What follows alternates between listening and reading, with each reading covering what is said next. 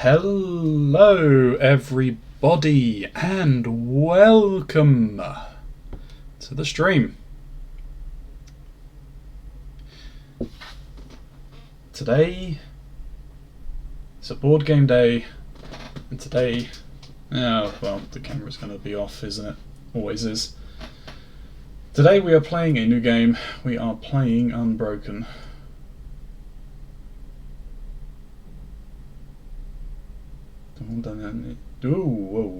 Whoa.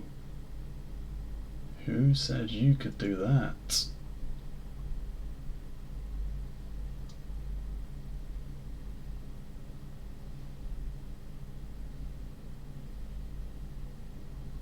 You can kind of go over here for now.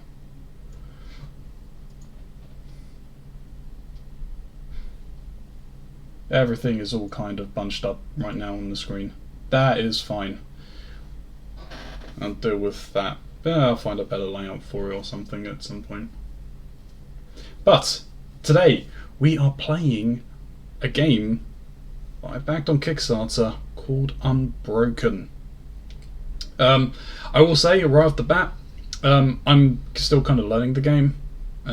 What I will do is I will put a video in the description below on the YouTube upload for this, so that if you wish to see a better learning experience for the game, you have one there. As I said, this is a game that I funded on Kickstarter. It is by Ultima Games and is the brainchild of a gentleman called Artem Safarov. I am sorry for the butchering of your name, sir, if you end up watching this.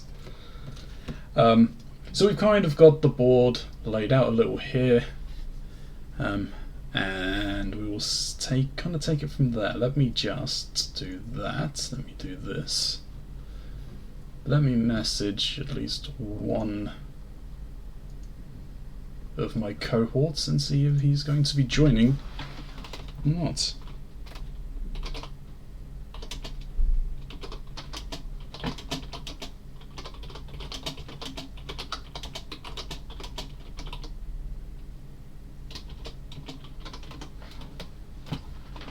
I mean, he doesn't know what he's doing, but he also has the game, and he's kind of looking to try and learn it. So we will see what happens. No shout-outs this time, but you never know what could happen throughout this entire process. So let's at least start. There is a little bit of flavor text here. Long ago. Let me move a couple of things around. Put the drink there so it's at easier reach, and you can come forward. So, long ago, born of dark, a man and woman emerged from a shadow blanketing everything. It is said they were the first to breathe light and life into the world. Their love, pure and eternal, lasted for eons. Through their union they discovered fire together, and spun worlds and universes on their fingertips. With the growing of their powers, the first witch and wizard found themselves bored and restless. For the world was beautiful, yet empty. Following this piece, the young witch and her wizard lover produced their only natural-born son, a pillar of flame. His candle burned bright, and both mother and father celebrated what their magic had created. Soon the boy grew into a man, walking the grassy fields and stony hills of the world. Looking at the love they shared, the young man longed to create life like the world his parents created. Often they would share stories with him about distant worlds he wished to see. However, unlike his parents, the son aged. Because of his mortality, he was granted a gift foresight. As the years passed, the man, now pale and feeble, foresaw his ordinary death. And with every waning day his body decayed, and his mind often failed him. Possessed by envy, he craved the power to prolong life indefinitely. Yet it was deep in the boiling depths that the sun found his questions answered. Birthing new life only bred corruption, as foul, terrible creatures thrived in a place devoid of light. He stole from the dark, and brought more mortals like himself into the world, and in doing so unleashed a wide plague upon the earth. As it spread, the scarred wastelands grew, making the dark stronger and his lifespan longer. Granting life to others cast the light into shadow, shielding his identity while he prospered, ruling over man, beast, and kingdom. His father saw his son soiling his creation, and a great war tore through their home. The powerless defied the world of light, as the wicked son unleashed the dark on humanity in a bid to claim a ruthless victory. Always sensing a darkness brewing in the boy, the parents could never bring themselves to act against their only true child. As a last noble gesture, the mother promised to seal away the fading light under the guise of an Ultima, a compassionate spirit to guide those forever lost, usually marked by the footprints of a fox. All of this happened long ago. Betrayed by their own blood, the mother and father were claimed by an ancient forces and receded away, fading as the remnants of a fable, all that was left of their fleeting memory, long forgotten. Thus mortals only knew magic to be a ruinous curse upon their families, its darkness smothering all light. What followed was the first kings outlawing magic. They banished its discoverers to uncharted and rarely visited lands, keeping everyone safe from calamities with the light of the mother behind them. But in many circles, candles for the witch and the wizard were kept in windows, burning through the night to ward off a mysterious sickness. It was a hopeful offering to protect their homes from any looming disaster, should anything ever snuff out the fires of life. The world of Unbroken. Once named but now forgotten, the world exists in an eternal twilight. The great calamity of unknown origins plunged the land, its bastions and its hamlets, into a gloom so impenetrable the Denzians in these scattered kingdoms only knew their vast surroundings as the scarred wastelands. Magic, the likely source of the disastrous ruin besieging the world, is controlled by few and banned everywhere where light still peeks over the world. Its seductive power rarely aids the crumbling civilizations, as the impending dark continues to overtake everything.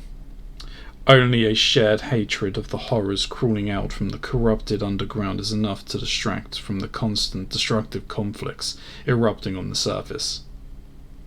Deep underneath the stone and ash lies coveted treasures and untold secrets to unlock powers beyond any mortal scope or common understanding. Yet the unknown darkness calls explorers all the same. Despite the dangers of the expeditions, the people from the iron mines surrounding the dark venture forth into the shadows, venture forth into the shadows of its surrounding, The people from the iron mines surrounding the dark venture forth into the shadows of its underground caverns, doomed parties and pitful bands marching to their imminent downfall. Oh, excuse me. As with most things, some secrets are better left undisturbed. Now, on to the backstory. Oh, mouth shot. Venturing into the darkness was folly, and you knew it. You went anyway, the promise of riches and glory seducing you and your companions. A hardened band of adventurers, or so you thought. The collapsed tunnels left you trapped. The monsters were ready, waiting. It was not a battle, it was a disaster. You were wounded severely enough that your assailants didn't bother with a killing blow. Something murdered your friends and took your possessions, but they didn't finish you. Big mistake. Teeth clenched. You patched your wounds as best you can, a desire for revenge smouldering inside you. There'll be a price for the blood they spilled. You will make them pay. You have nothing left to lose as you struggle to free yourself from this cursed place. You stand up, wounded, lost, desperate. Your spirit, however, is unbroken. And that is the introduction to Unbroken.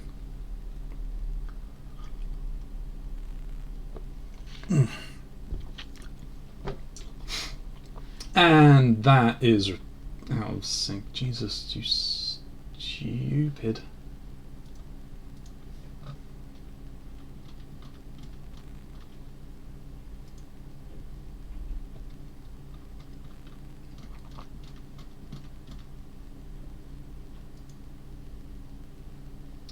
There we go.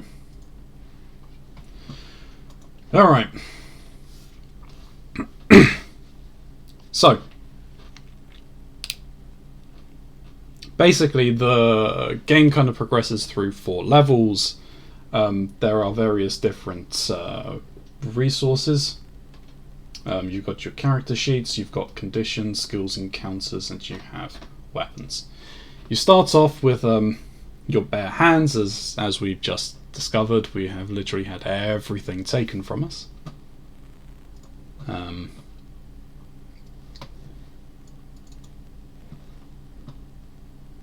So we will see kind of what happens. Where we're starting is each level is kind of split up into 2 phases: the preparation and the combat. I'll put that to one side, as I still vaguely remember the tutorial that I literally just watched. And there are a number of things that you can kind of do in those things. So during the preparation, you could like preparation and exploration step. Basically, I need a better seat.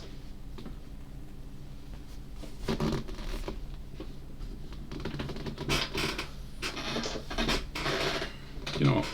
No. We'll be doing this at the very least while I'm just going through and explaining things. So it's split into 2 phases. You've got your preparation, exploration step, and then you've got your combat step. I haven't picked a character as of yet. I will do that in a moment. Obviously, you've got your conditions, which are your normal things, which are conditions that are normally applied via monsters, though I assume there'll be some things in the encounter deck that could possibly do it. Your skills are basically skills you can unlock through various different means, again, normally through encounters. You have... And then you basically... You've got a set amount of time, so you have... Your time slowly decreases as you do your preparations and explorations. And you kind of don't want to get caught. If your time counter reaches 0, you get ambushed by a monster, which is one of the 2 ways of engaging a monster. Is either via an ambush, or you actually engage the monster of your current level.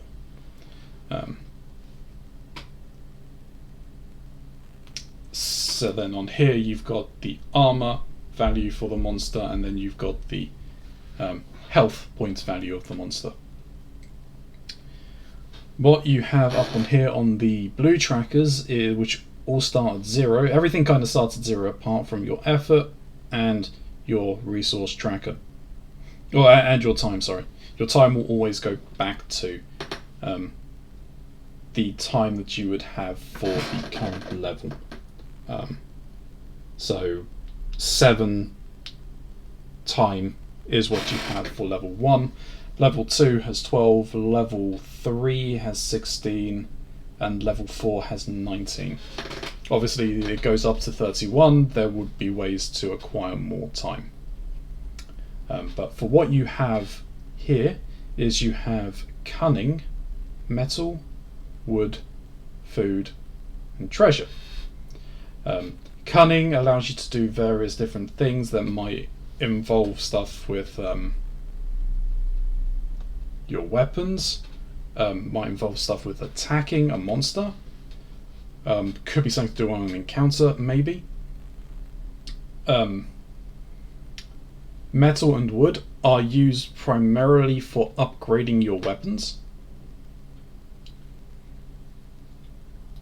Food is something that you need whenever you finish your encounter steps, or your combat steps, and you go on to the next level. You eat food equal to the number of level, equal to the level that you are currently on. You can spend, and if you have no food to eat, you end up having to spend effort, which is these down here. You end up having to spend those to basically fight off starvation. And how you win is if you can make it to level 4 without basically dying, either to the monster or to starvation. And to lose is if you have to spend effort, but you have no efforts to spend, then you die. That is where the death is.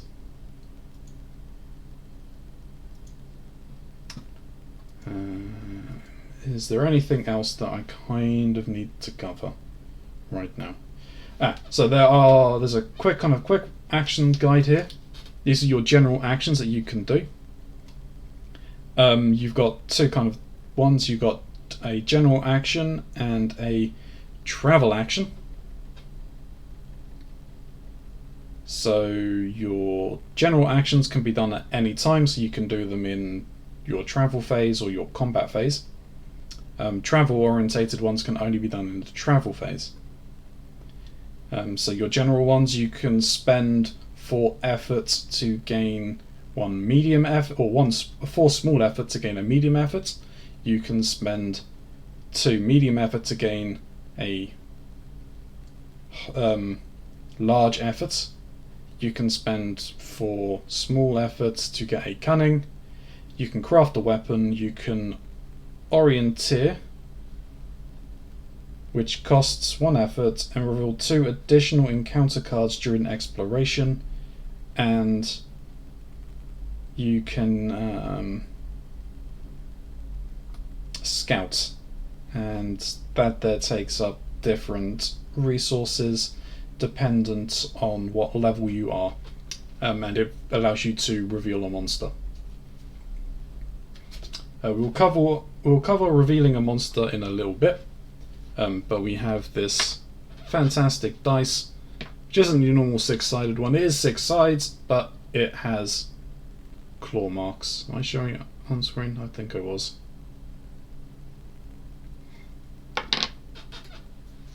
But that one is, this one is not working properly.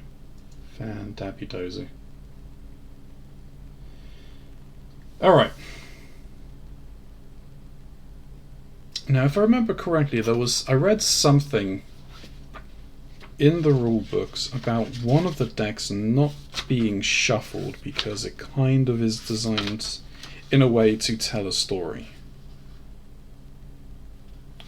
I'm sure.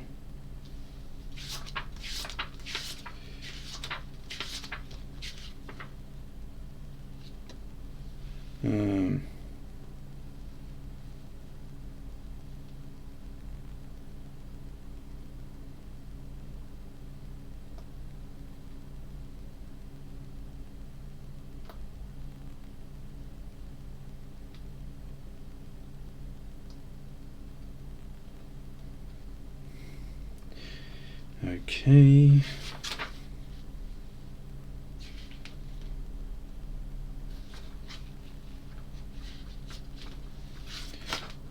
You scout a monster.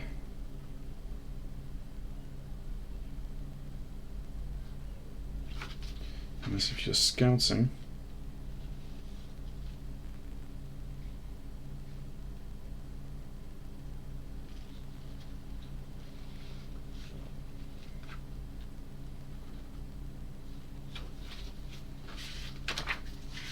I was just kind of going into specifics about the various things. That's fine.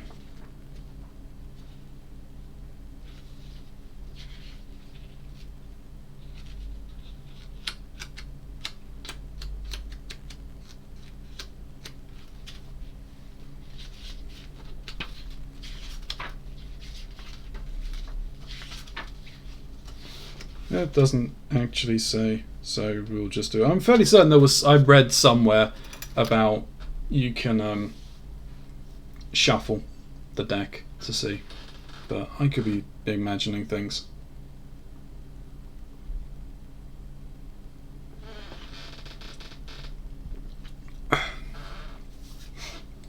Alright, well, let's have a look at the heroes. So basically the heroes are double-sided, there's just different artwork for them. So we have Sage, Tome Knowledge. You can spend 2 effort to gain a Cunning.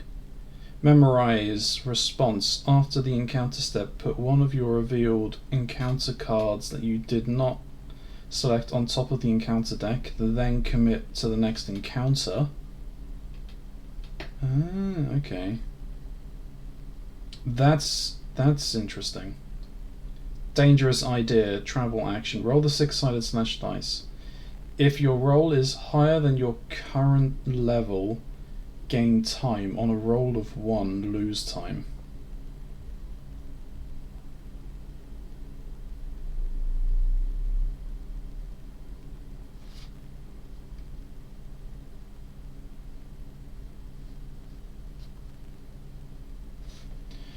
That could be. That's interesting. There's the sneak.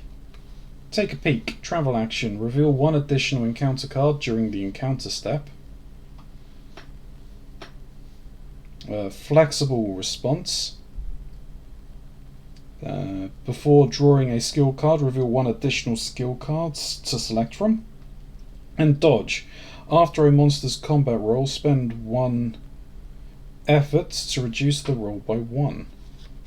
Okay. Huntress. You can spend 2 effort to gain food. Lay of the land, travel action. Look at the top 5 card. I assume that means to be cards, but let's look at the top 5 cards of the encounter deck. Substance response. At the beginning of the hunger step, reduce your hunger requirement by 1. Okay, that's interesting. Brawler. I've seen worse. Response. After a monster's combat roll, roll the 6-sided die again. Use either results. Okay. Just a scratch. Response. After losing effort to a wound effect, reduce the amount of wound the wound lost by 1 to a minimum of 1. Okay. Power through. Response. After choosing a wounding attack, spend 2 efforts to increase the power by 1. No. Sage is interesting. Getting more time could be helpful. It's risky, but it definitely could be helpful.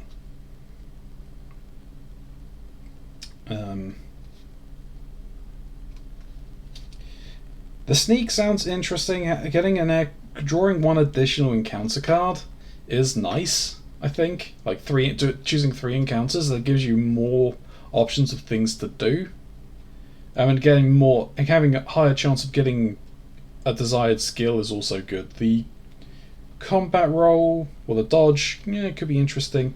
The Huntress, their ability to, their lay of the land, being able to look at the top 5 cards of the encounter deck, you can kind of like pick and choose. You'll be able to scout out which ones that you want to do, which is very interesting.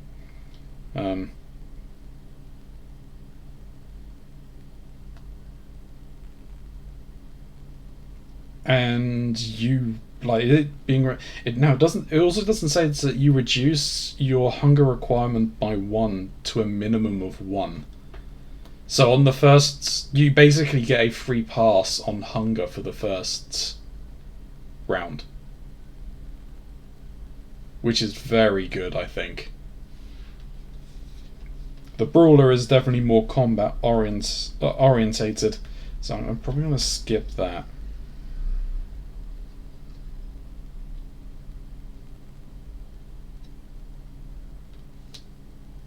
I may just stick with Sage. This is the first one. Helena or Tomu?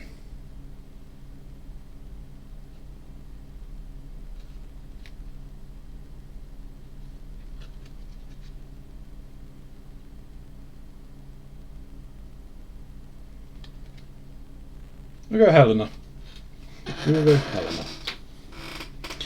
put those to one side as they are not needed. So I've got a quick start guide here, kind of tells me what I can and can't do, and on the other sides is a quick reference for the phases. And as we're on floor 1, we can use one of those actions. So basically,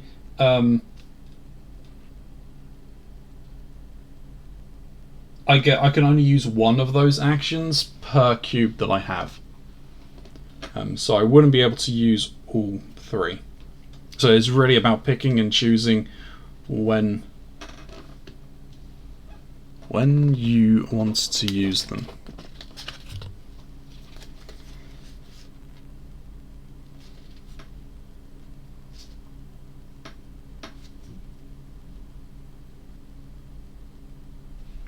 I believe.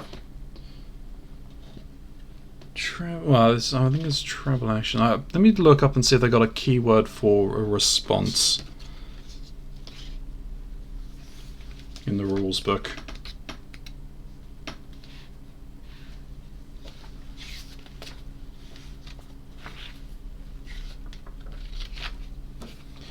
Alright, response and passive effects. Response and passive effects are type of effects that appear on cards and response are triggers after a specific event or a specific time outlined in the description. Response is on the monster sheets, and condition cards are mandatory, while ones on character and characters are optional. Notes unless noted otherwise. Responses can only be activated once per trigger.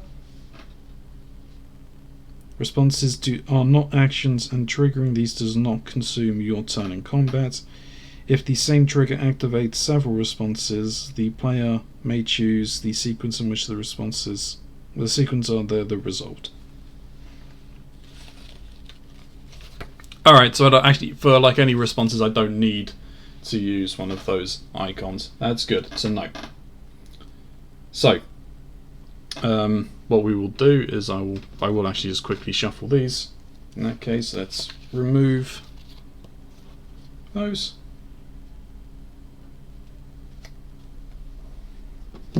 So there are like blank cards in case you need them. So we'll just remove those.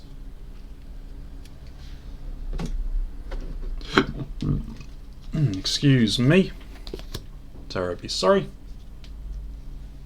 Won't shuffle the conditions. We will shuffle the skills though. Do that on camera.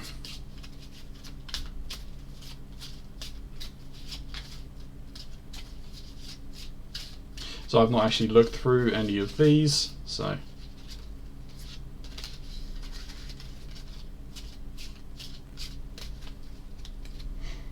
this is meant to take about 20 to 30 minutes. We won't really time it, but we'll definitely go through a couple of rounds. I'll probably play through a few different characters and see what I can get, because there is a scoring element to this. So that's something I didn't really mention. The last icon on there, the treasure, doesn't really do much. It's just for point scoring at the end of the game.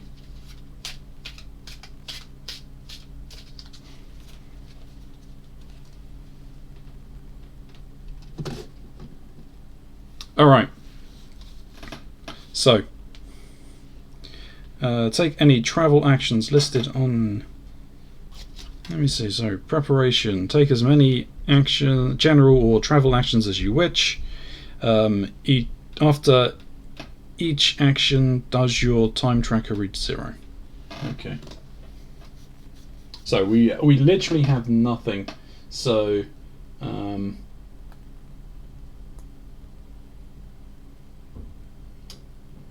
I would say for now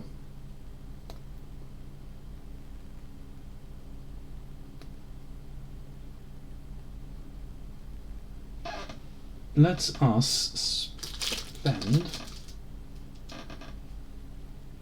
we're going to spend 4 effort, 1, 2, 3, 4, and we're going to gain a medium effort, at least to start. And that's going to be the end of kind of the preparation step, decision step. Are you going to fight the monster now?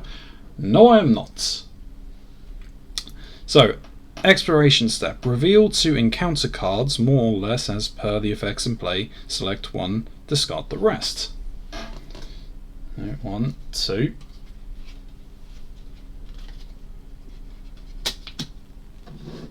So,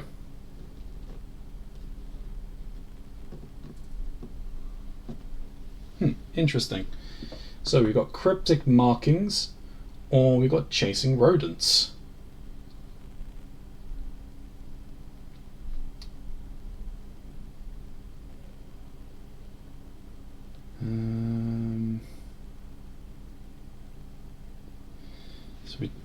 So really, this is a resource. This is resource management more than anything else.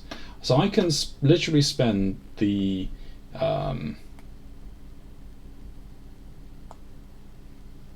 all of these general actions are inefficient ways of getting resources, basically. You know, so like spending 4 small effort to gain either a cunning or the medium effort is not that efficient, especially as I can spend, like, if it's spending 4 to gain 1 cunning, isn't that efficient, but like spending 2 to gain 1, that is more efficient. But spending like 1, I'm essentially that those cryptic markings are 2 of are basically allowing me to use my tome twice, essentially, at the expense of using at the expense of that medium effort that I've just gained. Because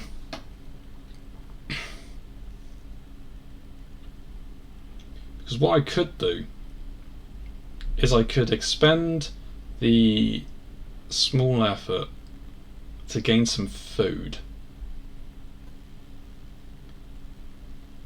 and I could memorize the cryptic markings, and I could gain that next time.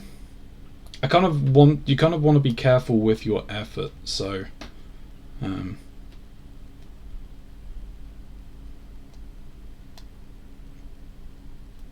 I think at this point I'm not going to memorize the cryptic markings. I'm going to spend no time spending 2 small effort gaining 1 food for the chasing the rodents, basically.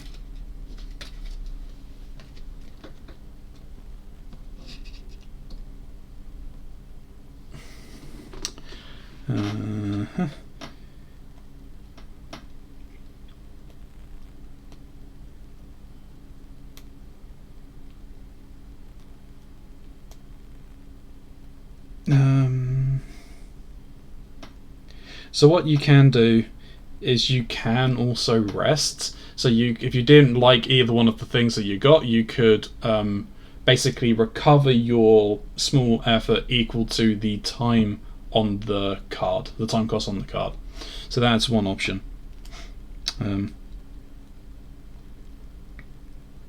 So did our time reach 0? No, it did not. So we go back to the preparation step. So we're back here. I am not going to do anything on that, so it's on to the next step. So we'll pick up 2 encounters again. Ooh. Okay, so there's eavesdrop, which is spend 1 time, and you can commit to the next encounter, and you gain 1 cunning. Or there is curious tracks.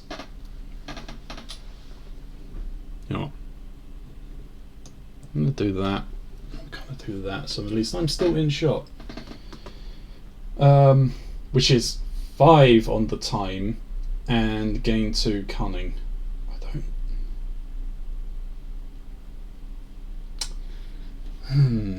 I think I risk it at this point. It's still early on. We're still kind of learning. We'll still see what's happening. So I think we will do the eavesdropping. So we spend 1 time and we are committed to the next encounter. So I think being committed to the next encounter means that I only pick 1 encounter. There's nothing I can do. But I gain 1 cunning. I lose 1 time.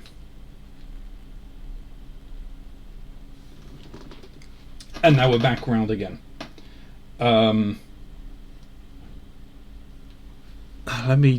Let me just double check in the rules.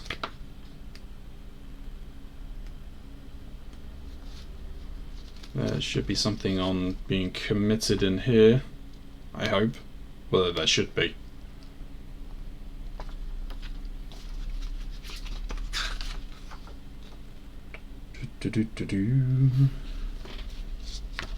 Let me just check the quick guide.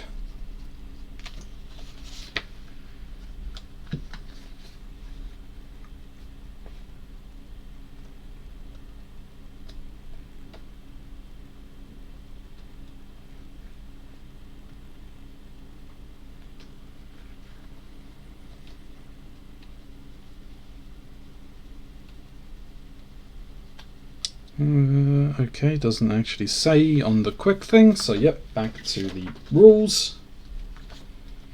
Travel phase.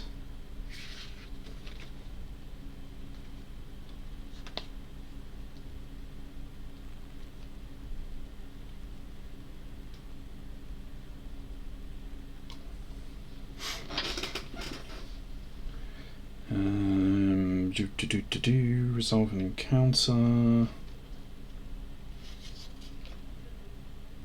Committing to an encounter. If you have previously a resolved encounter card instructed you to commit to the encounter, you reveal only 1 encounter card, regardless of the effects or modifiers, and must resolve the encounter. You cannot rest instead. You cannot perform an exchange on an encounter that you are committed to because you lack the resources. You do not gain any benefits from the card. And you must advance the time tracker. Okay, so I have to do what this card says regardless. So yeah, we gained the cunning. Timer hasn't reached 0, so that's fine. So back to the preparation step. Once again, I'm not going to do anything in the preparation step, but we're committed to this card. Ooh, okay. The dark places. I didn't realise there's actually flavour text in all of these. Time 2, spend a cunning, gain 2 medium effort. So, the eyes peering at you from the deep dark of the catacombs. They torture you, shadows digging into your spirits. But you gather your resolve to overcome this foul place. So we've spent the 1 cunning we just gained, but we did gain 2 efforts. Or 2 medium efforts.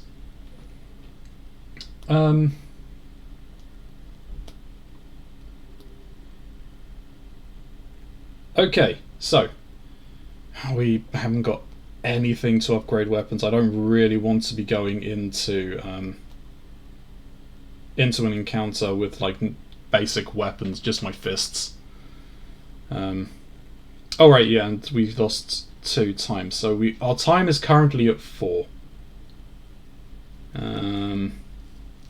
Let's push it one more time. 2 encounters. Ooh, okay. Here we go. So, makeshift shelter. We could spend wood, costing 2, to get high efforts. We don't have any wood. Or 0 time. A look ahead. 0 time. Spend 1 effort. Reveal 3 additional encounter cards next encounter. Ooh. I think we're going to look ahead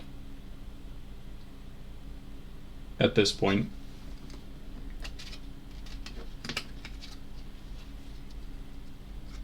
So we spend that 1 effort and we get 5 encounter cards this time around. That's going to be very good. Alrighty then. Just a quick reminder to those in chat, you can still contribute to those community challenges if you have points. Kwame 1? Kingdom Hearts and Eternal Darkness are the ones that are currently on the docket. Alright, so next encounter. We're not going to do anything in the preparation step this time around again. So 1, 2, 3, 4, and 5. Alright, suspicious fruit. Burying a friend. Disrupting the feasts. Hobgoblin stockpile.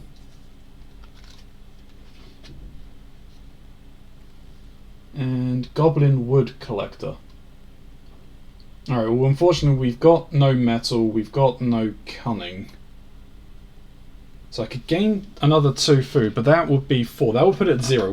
So we can rule out suspicious fruit. Hands down.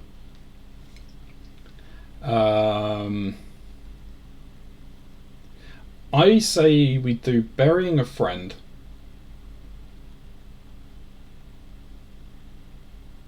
Because that gives us, for 1 medium effort, we get 1 high effort. It's only 1 time.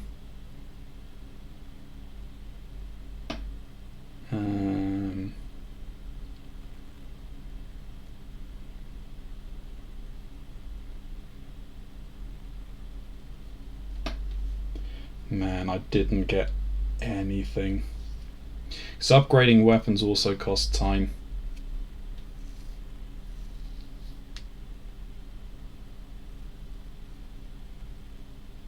We might be going in with just the fists. Yep, burying a friend. So the cost of 1 time and the cost of 1 medium effort, we gain 1 large effort.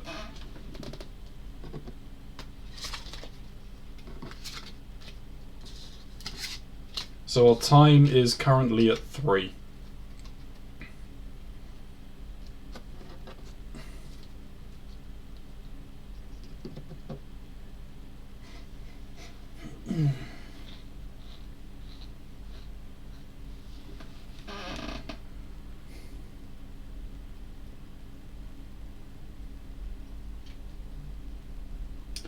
Alright, so I think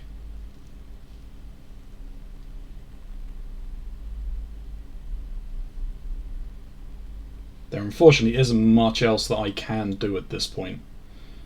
We're probably gonna have to go in with just the bare hands, unless, well, no, because even if I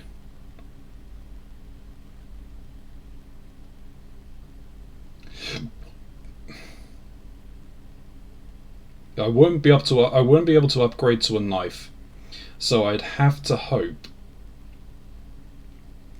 that we can get 3 wood from one of the 2 encounter cards we pull next. That is kind of unlikely with my effort as it is, and my effort is fairly low. At least on the small effort, which is the main thing that you would be using. So I think we do that anyway, and I hope that there's a rest encounter, or we just rest anyway and hope that it doesn't put us down to 0, because I don't want to get ambushed.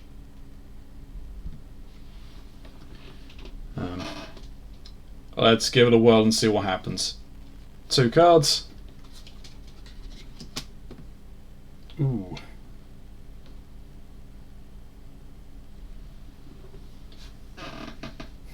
Alright, so there's a boar ambush, or there's a ravenous hunger. So we can spend 1 time, 1 food, which we already have. We gain 5 effort back. Well, there's the 4 times, we gain 3 food. We don't have the time for that. I'm just going to do the normal rest.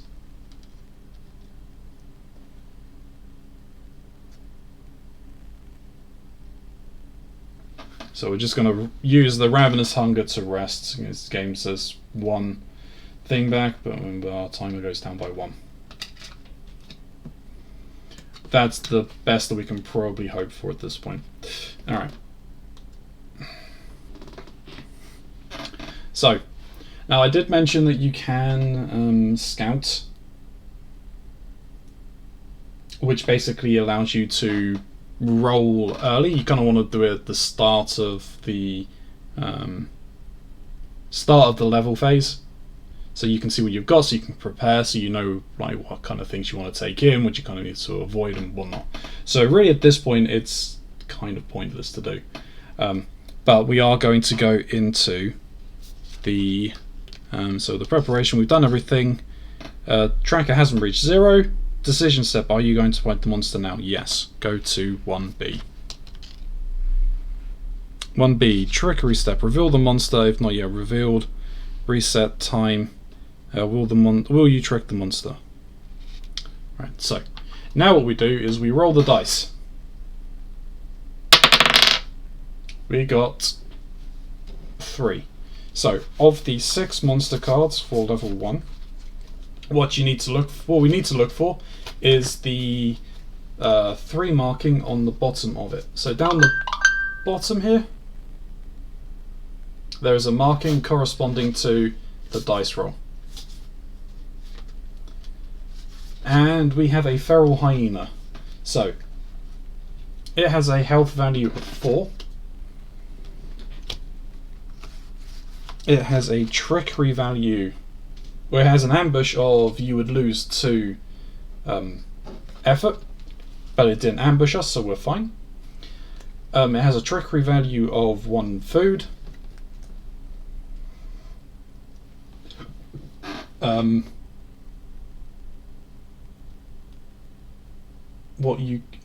I didn't do that, did I?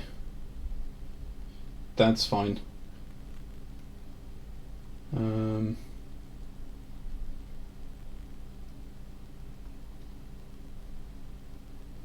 What you can do is you have, and then it's got its combat roll. So you roll the combat dice to see kind of what happens during combat, and each of them have different effects that correspond to it. So I can see there are 3 misses. Alright, so yeah, we reset the time back to the next one, so we have 12 turns in the next level. So 1 through 3 is no effect. 4 is wound. I lose 1 effort. Warn. So if I roll a 5, it's warn. And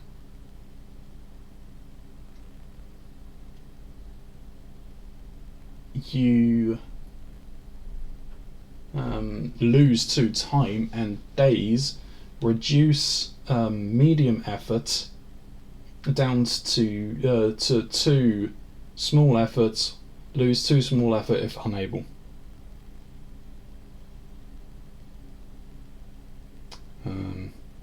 Alright, so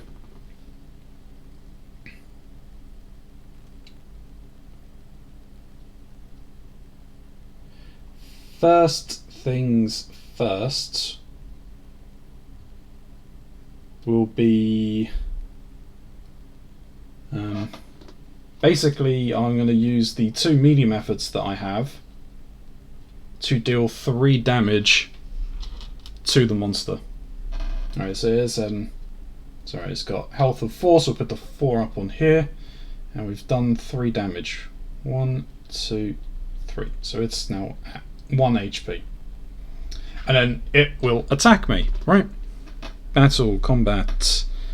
You're going to want to say something. Combat, make attacks and take actions to defeat the monster. Were you able to win? Yes or no? Right. 4. Alright, so wound. I lose 1 small effort.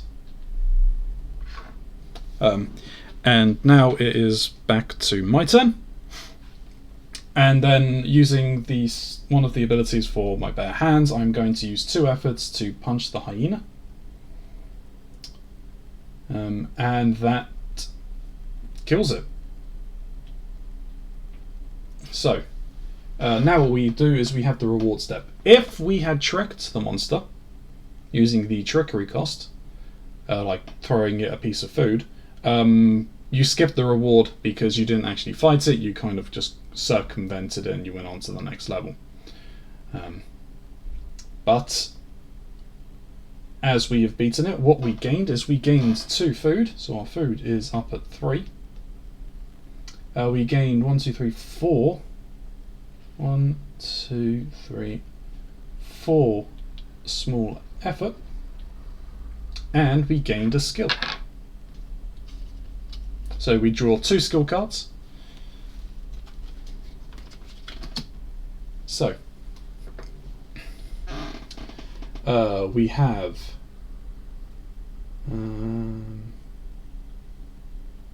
Vermin Master. Even the tiniest creatures in the cave bend to your will. Who needs scraps and morsels when you can sick a swarm of ravenous rats on your foes? You understand how many trick the scourge of the dark to devour this. You understand how you may trick the scourge of the dark to devour itself, or at least that's what you were led to believe. So you can spend. I can spend some food to inflict 3 wounds. That's not bad. Or Berserk response. After a monster's combat roll, you may increase the results by 2. If you do, the attack power of your next wounding attack is increased by +1.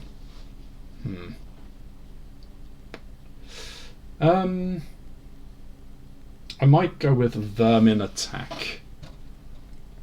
We've got a little bit of extra food, but it doesn't necessarily equate to us actually doing much. I don't really want to do the Berserk, because that doesn't seem fun at all.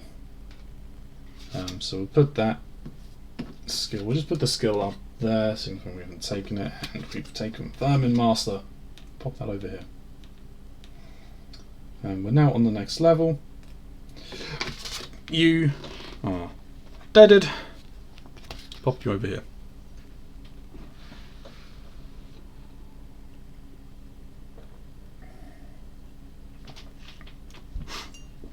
Alright.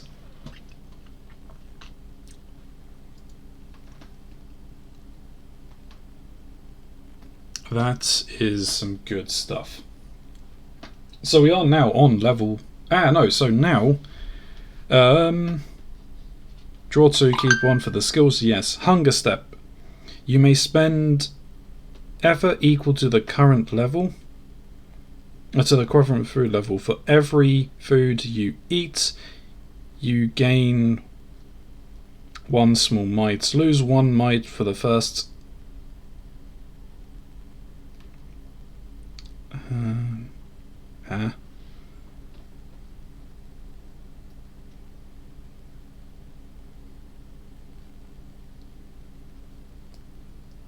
I don't quite get that. That kind of seems antithetical, that you would spend effort. So let me see what it says. So hunger step. You may now eat food equal to the level of the monster you have just defeated. This is known as your food requirements. You gain 1 small effort for each food you eat. If you don't eat food during the hunger step, you will lose a significant amount of effort.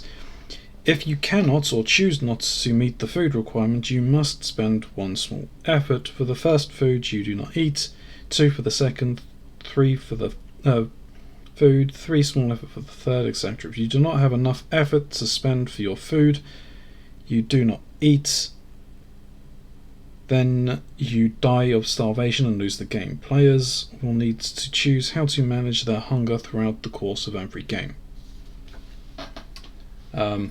I'd say we'll eat the food for now. We'll gain the effort back. So we're up at 9 effort now, which is helpful. And we're on to the next level. I don't really want to be staying with just my bare hands, though. So we're going to need to try and sort something out about that.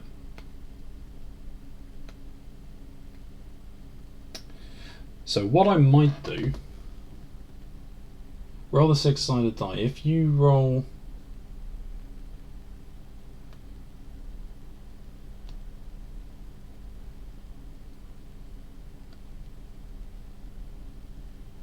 Oh, okay, so you just gain 1 time. It's not time equal to what you rolled. I mean, that would be ridiculous if that was the case.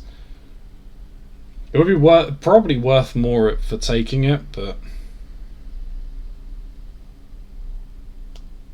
I think, though, for what I will do is I will start by doing that. Damn it!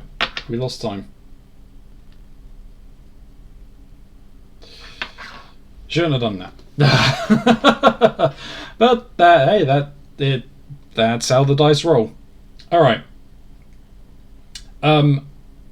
I think it's just going straight into... Let's look at the encounters and see what we got. So we pull 2 encounters.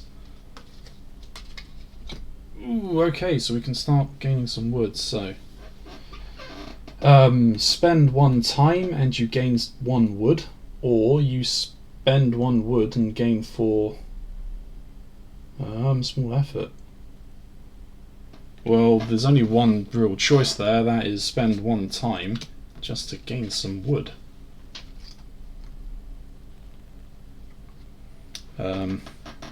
Some discarded lumber. Perhaps you can put it to good use. Who could have left it behind? All right. And that was for 1 time. So, I say we go in for another encounter again.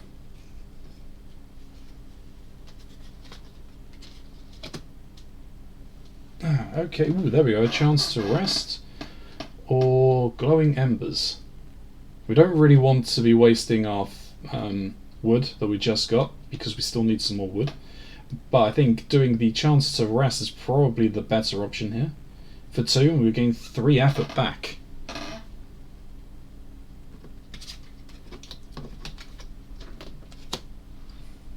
One, 2, 3.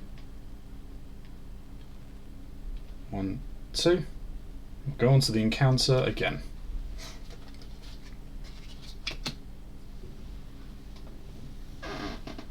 Okay, so raw hunting trophies or catching a breath. If we gain another effort, that puts us up at 14.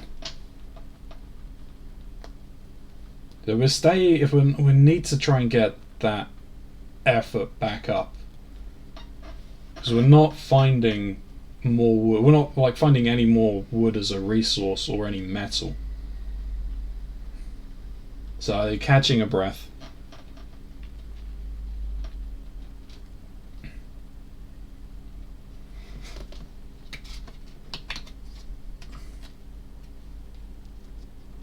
We'll go back into the encounter because I'm not doing anything more.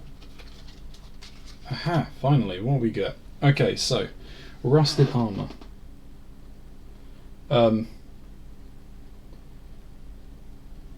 Ooh, okay, so this is where. Alright, this is okay, now we're getting somewhere.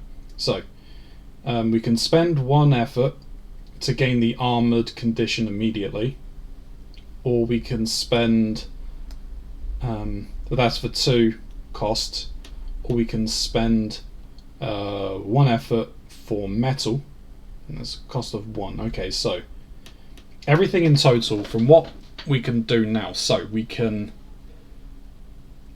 cost of 2 turns we can get armored, which would be a helpful condition.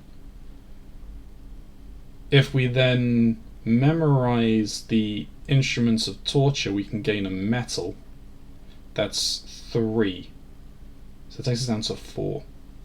We can then upgrade the knife. We can upgrade to the knife, because we can do as many of the general actions in the preparation step as we like.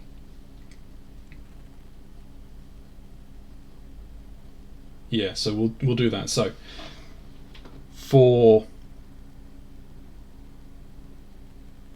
2, actually let's take all of these off because we are no longer at level 1, we're at level 2. Pop those there.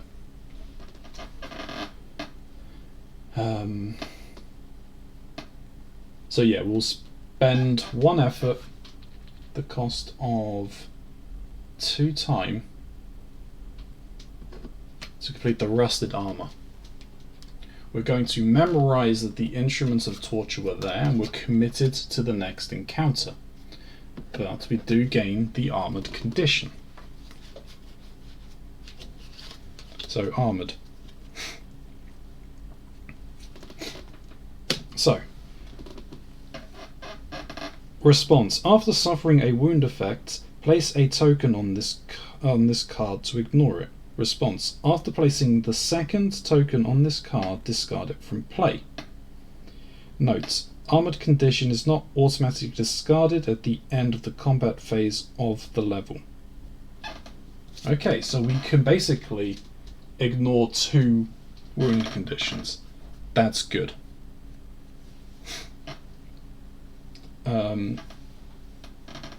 So if we spend 1, 2, 3, 4, we can gain 1 medium effort. We're then committed to the next encounter, which for 1 time and 1 effort, we gain 1 metal.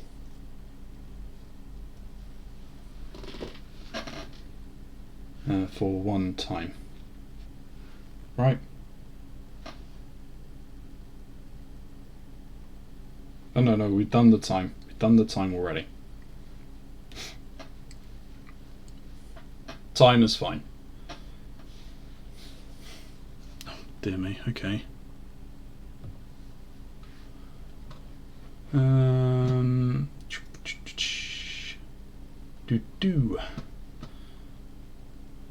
What we have next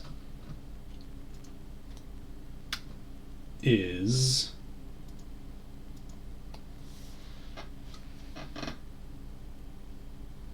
Alright, we're going to upgrade our bare hands to a knife. So that costs 1 metal and 1 medium effort and 2 on the time to upgrade to a knife. So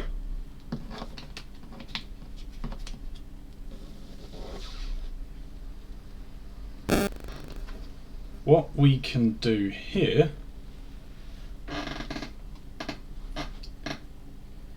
is, this now allows us to, so for 1 effort and for 1 cunning, we can do 1 point of armor damage. For 1 effort, we do 1 point of damage. For 1 medium effort and 2 effort and 2 small effort, we can do 3 points of damage. Or for 1 high effort, a cunning, and a small effort, we can do 5 points of damage. To upgrade from to the sword, we need 3 metal, or if we're going to upgrade to the spear, we need wood and metal. So we could upgrade to a spear if we get lucky and find some metal. So that could be worth doing.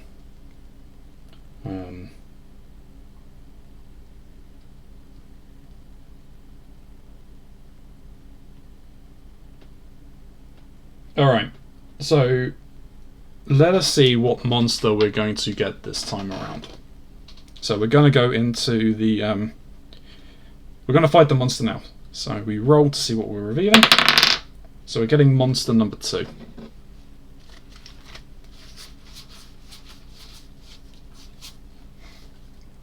So of the level 2 monsters, we're looking for the one that has the number 2 on it.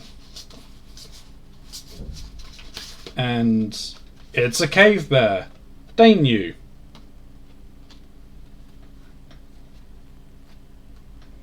I also just realised we didn't find any new food. Alright, so the time goes up to 3. Okay, so we weren't ambushed, that's good. It has 5 HP. Ooh. Oh, we could kill it now. Kill it now! And that gives us, that will give us 3 food.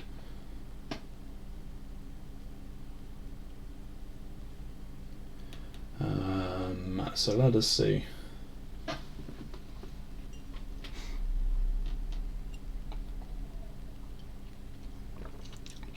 Hello chat, and hello to those of you there.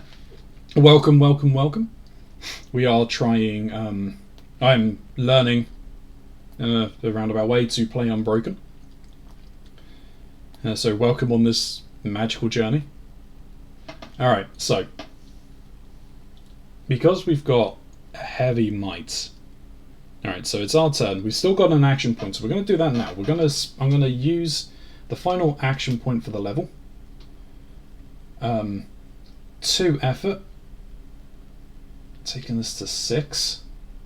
But we gain a cunning. And then I'm going to attack. So spending the large effort, the cunning, and a small effort. I've got to set that up to 5, not that it really matters, because we've now done 5 damage to the cave bear, and we've killed it. So it doesn't even get to attack us. Our reward for that is another 3 food. 1, 2, 3. Medium effort, 2 extra points on time, and another skill.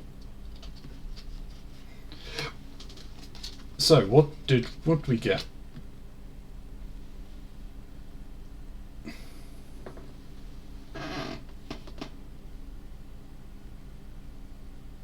Ooh, okay. So we get Impale, which is a combat action. I can spend metal and effort to do 3 damage, or I can spend cunning and metal and do 4 damage. I'm not really finding much in the way of metal.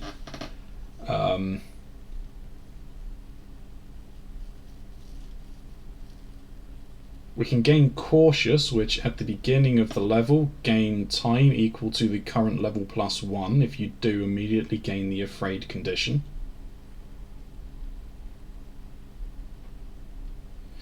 Well, extra time isn't something that I really need, I don't think. So I might go with Impale.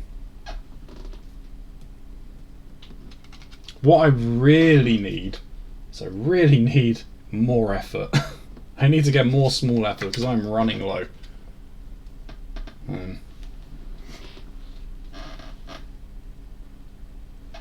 So we are now on level 3.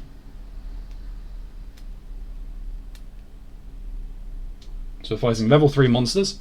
The encounters we're still going through.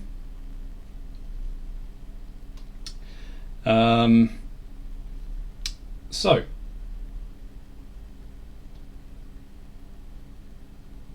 let us start with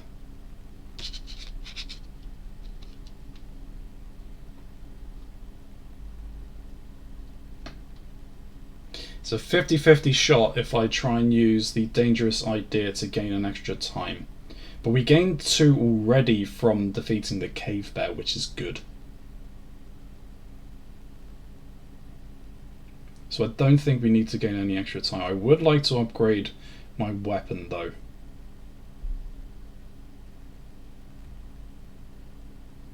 So let's go with the encounters.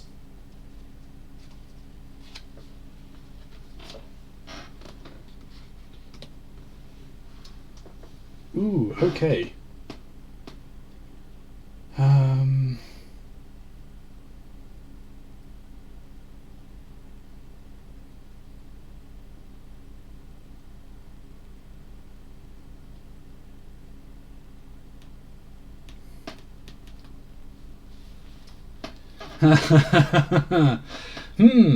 Let's...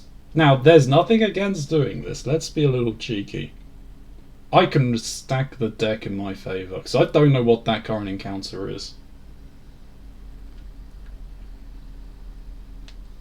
So, what I'm going to do, because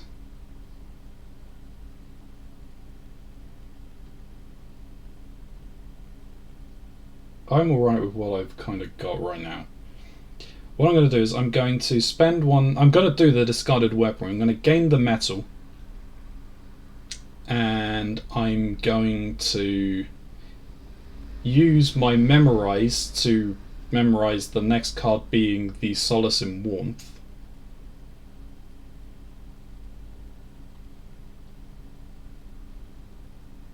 Now, I don't think that those overwrite. There's nothing really to do about stacking things, I don't think. So my assumption would be that because it's telling me to commit to the next card, my skill's putting me on the top, I'm committing to the next card anyway. It doesn't stack that I'm committing to the next 2 cards. I don't think that that's how it would work.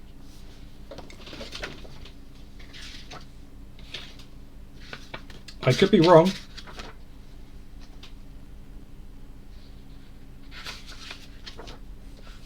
But then I don't think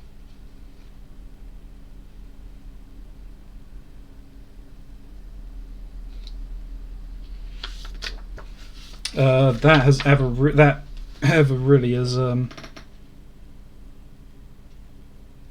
kind of come up. It would be worth me actually like contacting Artem himself and seeing. I might do that after this stream and just see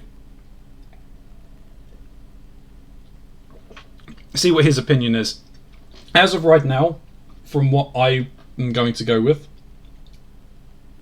in theory, what I should go with is just it's the rule. Using the rule of Arkham, it is the that if I'm doing worse, that basically I would actually have to commit to the next 2. But nah, I'm good. I am good.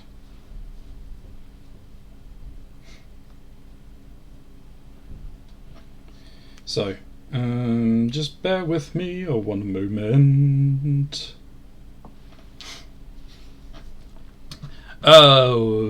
While you've got this spare moment, please do remember to contribute to those community goals.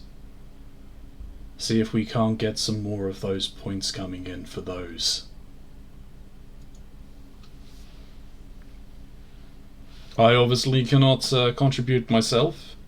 If I could, I would likely contribute to the Eternal Darkness goal, because I do want to play that game again.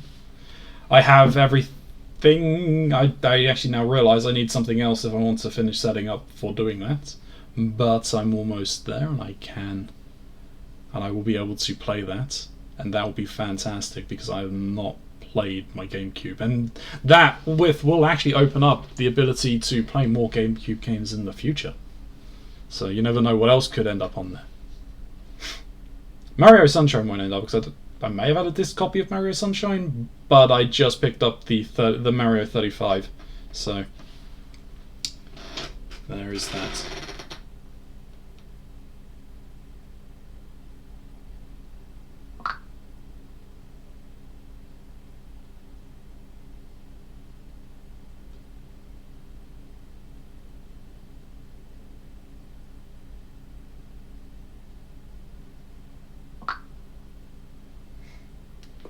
Okie dokie. Artichoke. Right. Yes. So. Yeah, we're going to do that. So, for one time, I'm going to gain 1 metal. We're taking the discarded weapon. I am going to use my memorize response to commit to the next encounter.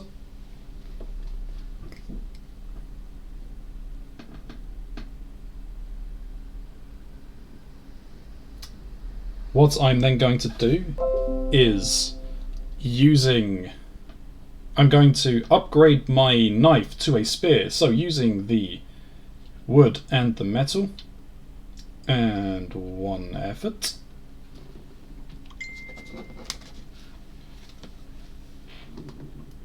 We now have a spear! Haha! Ooh, that's the fully upgrade. So we're now no longer needing to upgrade our weapon, which is always good. For 2 small effort, we can deal 1 armor damage. For 2 small effort, we can deal 2 damage. For a medium and small effort, we can deal 3. For a high and medium, we deal 5. Nice. Very nice indeed. Alright, yeah, we beat the cake back and remove you from there. You're no longer needed.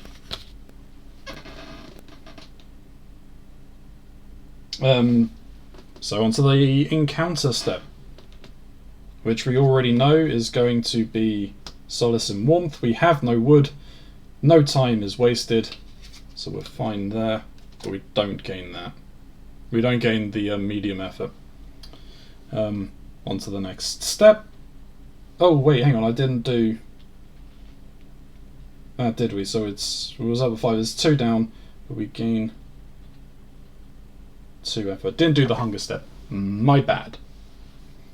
So, what we need to do, we're at 3 food.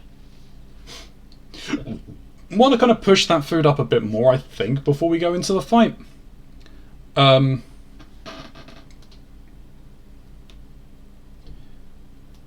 We could look and see what we're getting. That might be worth doing right about now.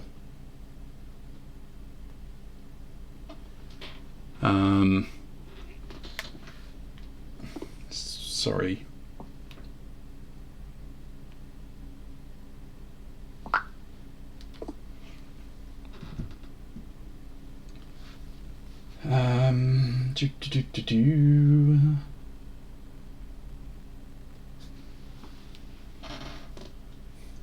Alright, so let us...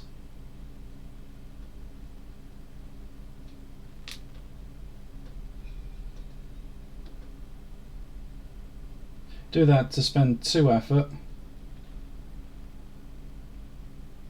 to gain a cunning, then spending a cunning and 1 on the time counter, we can see what we're going to be fighting. What is this game about? This game is about survival and revenge.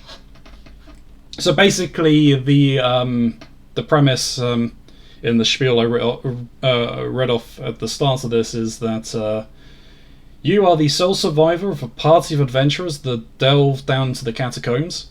You were wounded pretty badly, but not enough to kill you, and whatever attacked you basically felt you weren't worthy of a finishing blow, unlike the rest of your party. They then proceeded to take all of your stuff, but they left you alive, and that was their mistake. So now you are trying to claw your way out of the catacombs while kind of tracking down what killed your party to get revenge and to escape. You know the game? The game is Unbroken.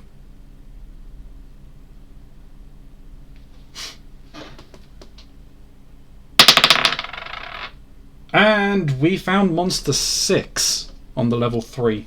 1, 2, 3, 4, 5, 6. Ooh, okay. Orc Brute. It has 1 armor and 7 health.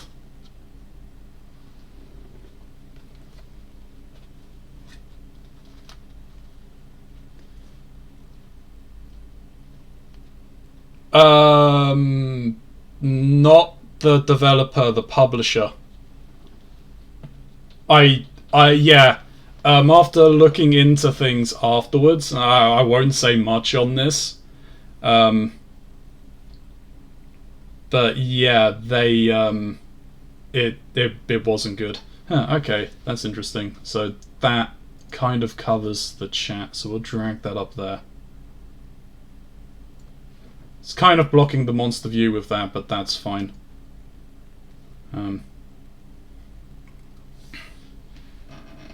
Yeah, it definitely wasn't the gameplay. The gameplay feels really solid.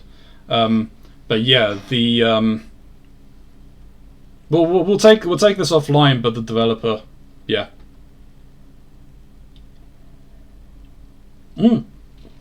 I am really enjoying it. Yes.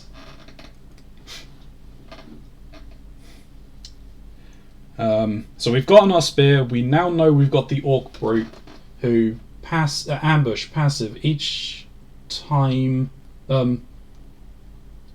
Each time you suffer a wound effect, lose +1. Ooh. Ooh, okay. And you literally have 5 wounds. Oh, wow, that is harsh. Okay. So, but we're having to get rid of that armor value. So we already know you've got 1 on the armor. And you have 7 HP? Alright. But we still have 16 turns to basically find stuff. Alright. So what we need to do is we need to start getting that effort back up, because they're going to do a lot of effort damage, and I need effort really to use the spear. Okay. So, Trapped Shrine. We don't have any cunning at this point, so what I might do is we're going to do the Forsaken Shrine. I'm going to spend 1 effort, and that gives me a medium effort. That's good. That's something at the very least. But I still need to start getting that small effort back up. That cost us 1 on the time track.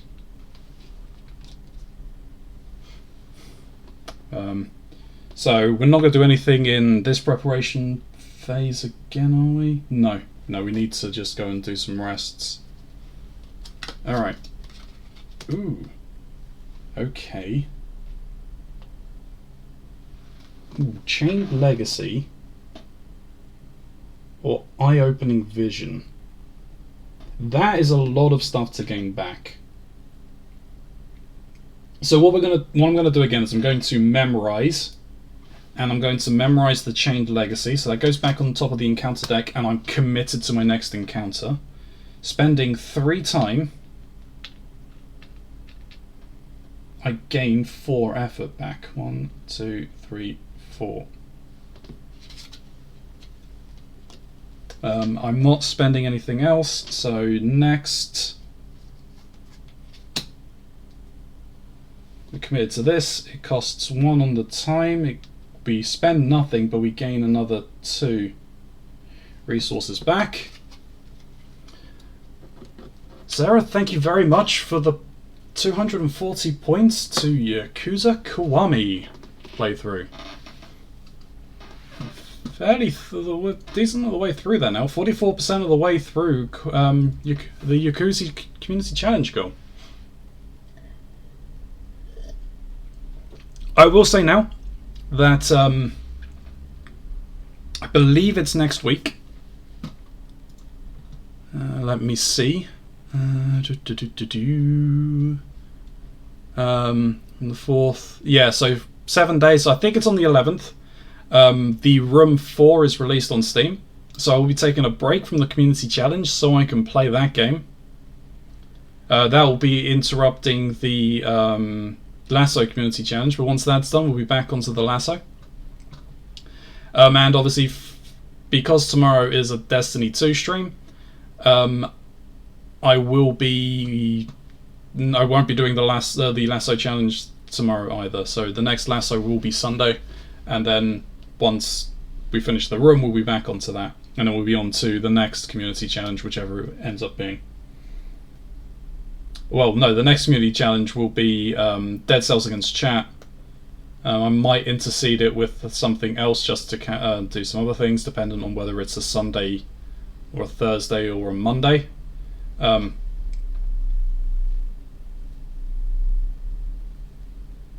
know about Saturday or Sunday at this point. If it's one of those, I might just go straight into it, because I said I'd only do 3 of those streams. Well, we'll see what happens. So we've done the Chained Legacy, we've taken the time off, we've gained that back. Alright, so I'm not going to do anything in this preparation step either, so 2 more encounter cards. Oh! Interesting, okay. Blank cards, by the way. I thought there was only 2 blank encounter cards. I guess I was wrong. There is probably more blank encounter cards somewhere in that deck. That's fun. Alright, let's try that again. Oh look, there's another one. God damn it. There we go.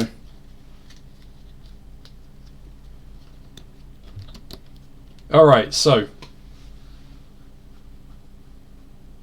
demolishing a tree layer. Well, we have nothing that uses wood right now, and we can't upgrade our spear anymore. PC wants to do an update, so you'll keep freezing up on my end till it's done. May need to restart. I'll be back if so. Yeah, that's fine, Sarah. You do the update and be back. I'll still be here.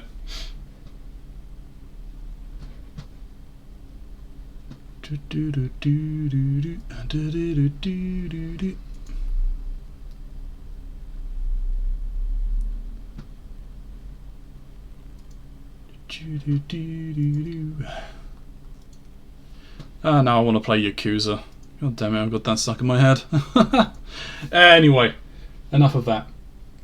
Alright, so I'm not going to memorize. We don't need the wood for anything at this point. Would having the wood be a good idea?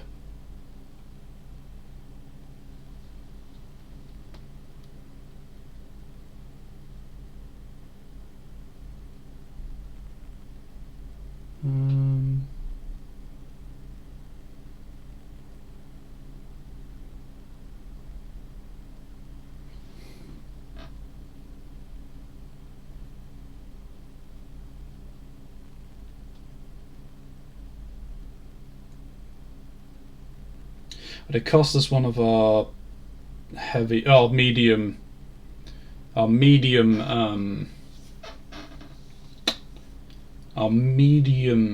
efforts. That's the problem.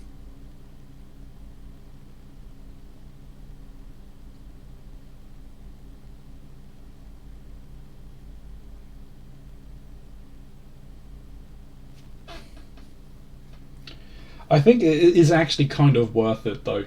So I am actually going to memorize. So I'm going to memorize the demolishing a tree layer, and I'm going to take the edge of exhaustion. So for 3 time, 1, 2, 3, I'm going to gain 1, 2, 3, 4 effort back.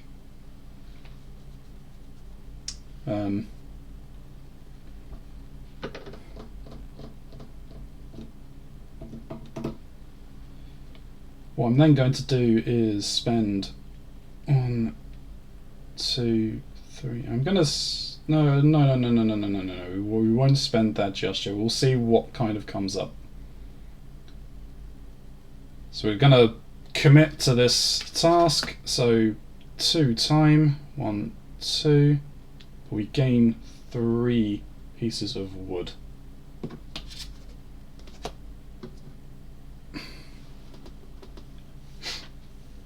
So, from there, where are we? We have 6 turns left. We don't want to be ambushed. I've got food. I still want to bump my food up. I would like metal, so I can do damage. We've got a decent amount of effort, but I can't do like my power attack because I don't have any high effort. Alright, let's risk it. Let's go for another encounter, see what we pull. 1, 2.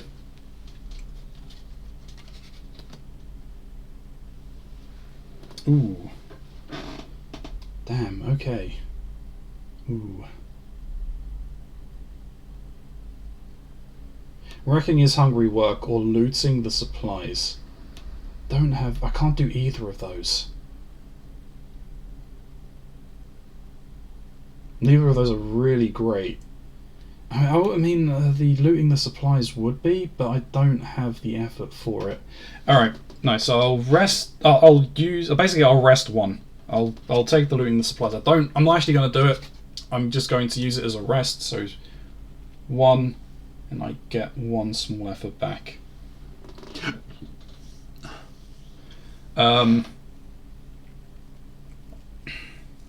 Alright, I'm going to try it I'm going to go for 1 more time.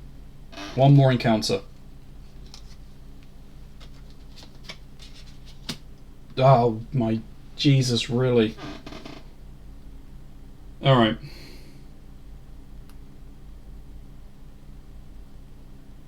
So, wooden debris. Or strange slashes.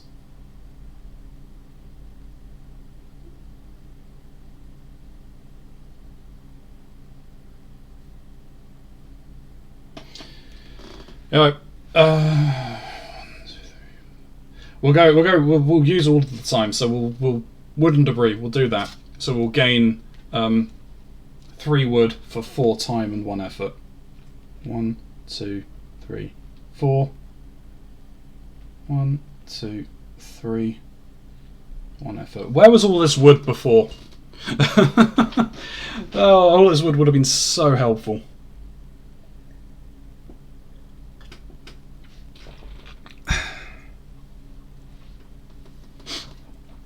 Right. We are kind of... Well, that's interesting. Steam Labs, why are you no longer one of my moderators? Why aren't you even in my chat anymore? Oh, dear me, silly Steam Labs. Alright. So.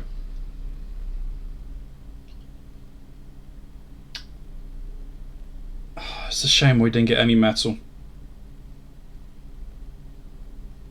Alright, preparation.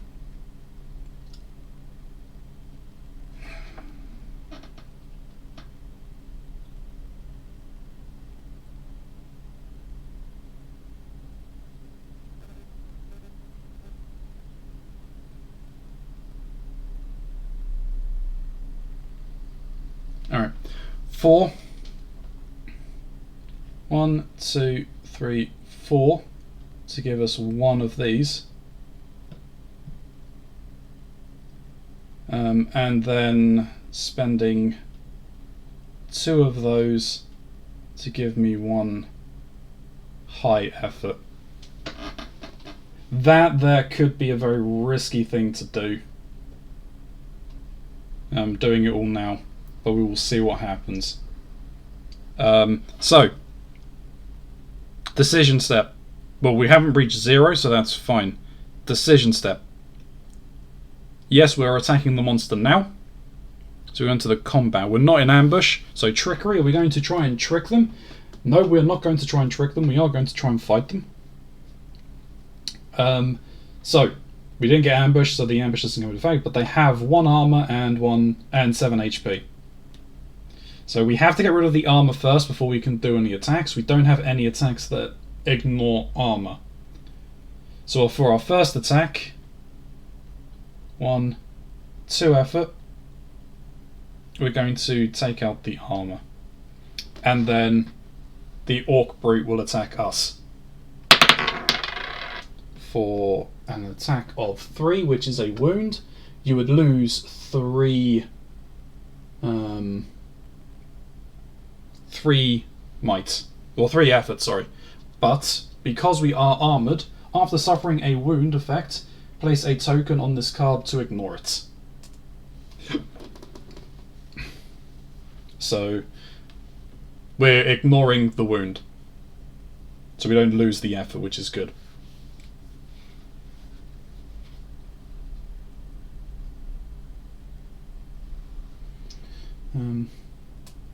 And it's after suffering it, so we can't even choose not to have our armor hit.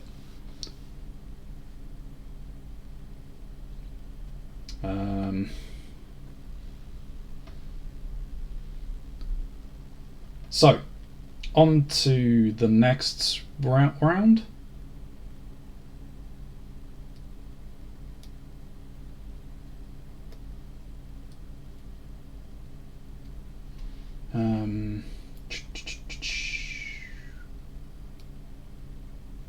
Yeah, okay, so spending the medium effort and the heavy effort and the high effort, we're going to do 5 points of damage to the brute. 1, 2, 3, 4, 5. So it's got 2 HP left, and then it does its attack on us. Oh, that's a cocked dice. 2. So it would be lose 2 efforts, but the armor condition saves us. Just put that on top of there. And then it is back to our turn. Alright, no, so the time should be up here on level 4.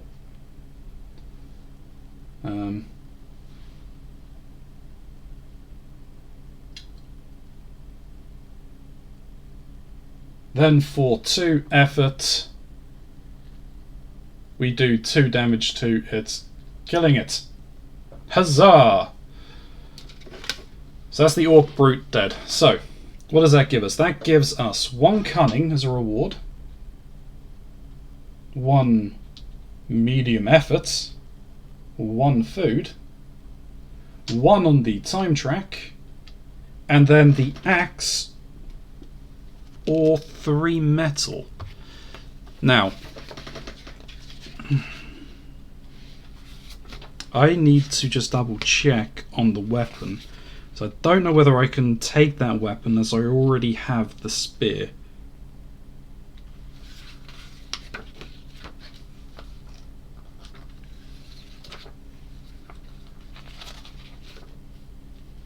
Weapon. So each weapon sheet lists Ways you can spend effort. Yeah. Different weapons are better at dealing with different monsters. You can only have one weapon equipped at a time, so plan wisely. Some weapons are listed as basic weapons, others as advanced. And certain in-game effects will trigger based on which weapon type you have equipped. You can upgrade a weapon, craft weapons, lists, and some lessons potentially too. When you craft a new weapon, you lay them on top of the old one. You can upgrade a weapon during a battle step with the time value counting against the next level, or paid in small effort if on level 4. For example, the knife is placed over bare hands and the advanced weapon is sword on the right. Yep. You may voluntarily downgrade a weapon as a general action. This downgrading is permanent. This does not cost any resources but consumes your turn during combat as a general action. Some effects in game can temporarily or permanently downgrade your weapon, or its effects is temporary. If its effects are temporary, you can never downgrade your bare hand weapons or have 2 weapons at the same time.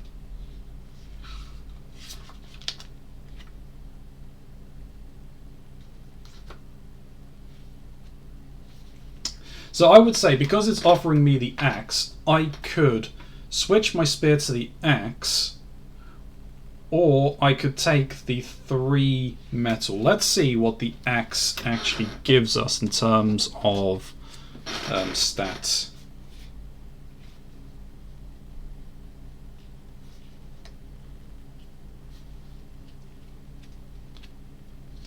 So the axe is for 2. For 2 small effort, I can deal 1 damage to armor. For a heavy or high effort, I can deal 5 damage. Or for 2 medium effort, I can deal 5 damage. No, that's not good. Having the versatility on the spear, I think, is better. Being able to do damage using a different combination of efforts, I think, is probably better. So we'll stick with what we've got. So we'll take the 3 metal and we gain an extra skill.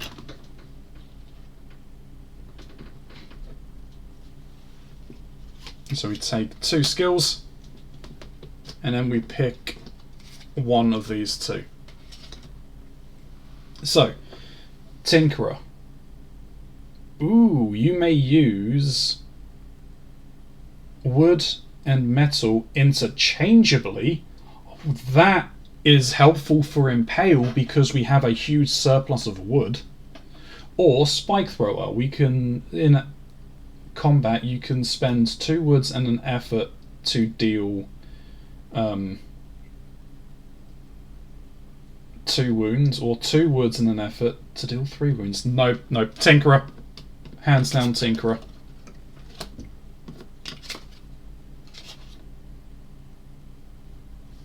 Alright, so now with that, we're onto the hunger phase. That was level 3, so we have to spend 3 food. 1, 2, 3. So we're down at 1. So we need at least 4 food going into this final encounter. If we had more than 4 food, that would be good, because I could use the Vermin Master combat ability.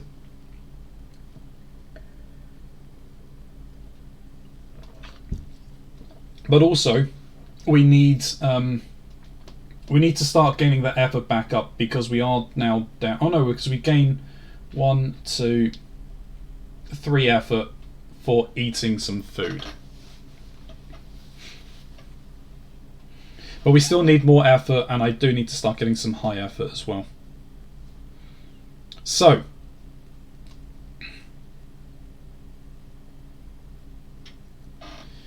first things first, let us draw from the encounter deck. Okay, so we have an unfortunate adventurer, or rusted cage.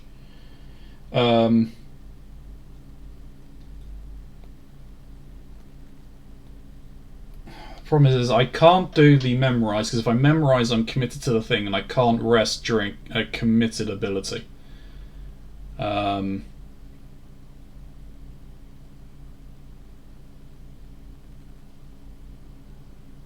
if we just do the unfortunate adventurer 2 times, we gain 1 metal.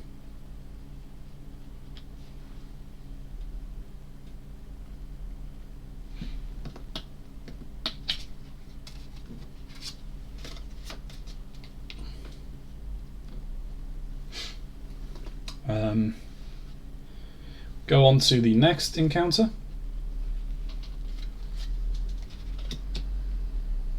No. Okay. Well, we can't do either of those. That is unfortunate. Man, I would have loved to have gotten the juicy bats, gained some food. But we can't do that. Okay, so we're just spending 1 time. I'll just do I'm going to choose dislodging the beam. It doesn't really matter which, because we're spending 1 time. Excuse me. And we're gaining 1 small effort back for that rest. Next encounter phase. Oh, that was more than what I was looking to pick up. Aha. Okay, so we don't need any more wood. We're good on the deformed, so we won't use the deformed tree, but we've got the golden amulet. I really should be reading the flavor text. Scorching flames encapsulates and dance around the preserved talisman of power. Its strange glow disperses through the dark around you, preserving the strength of forlorn misfits, inspiring you to countless battles on the horizon. So for 2 time, 1, 2, I gain 3 effort back. 1, 2, 3.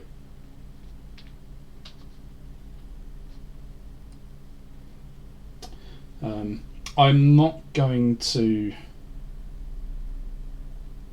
investigate. I'm not going to scout ahead this time.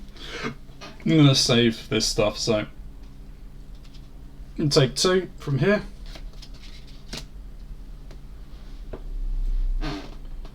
Ooh, okay. Forgotten Trap or Old Cartographer's Map. Well, we need the... I kind of want both of those. So -1 on all monster combat rolls on this level. So we'll go with the we'll take the Forgotten Trap. So we're going to memorize the Old Cartographer's Map. So that goes on there, and we are committed to that next round. So spend nothing, but we just spend 3 times. So this rusted old contraption isn't going to catch anything lying here. It could be used to your advantage against some of the dangers lurking around the corner of the dark tunnels. So we'll put that over here by where the monster would be. But that cost us 3 time. 1, 2, 3. So next is the Old Cartographer's Map. So for 1 effort and 1 time, we gain 1 food. We still need at least 2 more food. So on to the next encounter. What was I saying about food? Okay, so Ghostly Adventurer. So we could spend a cunning, gain a metal, a wood, and a treasure. Or we could spearfishing, spend 1 metal and gain 2 food. So what I'm actually going to do is I'm not going to memorize the Ghastly Adventurer. I'm just going to put him to one side. We're going to do spearfishing. So for 2, we will spend, and using the Tinkerer's ability, for some reason I am spearfishing with a wooden plank. Why not? But I do gain 2 food, so that puts me up at 4.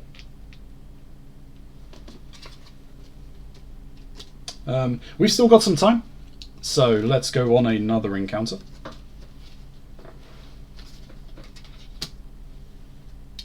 Ooh. Okay, so a purifying pool, we can discard a condition, or forbidden room. We can spend one effort to gain 1 medium effort.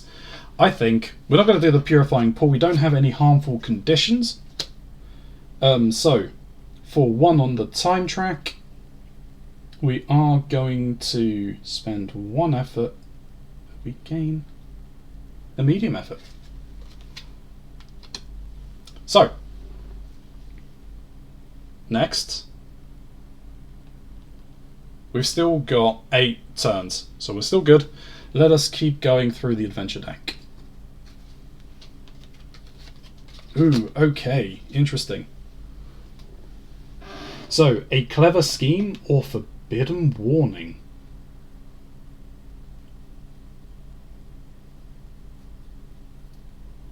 I kind of want both of those. Because the more cunning I have, the better, because I can use the cunning to use my impale.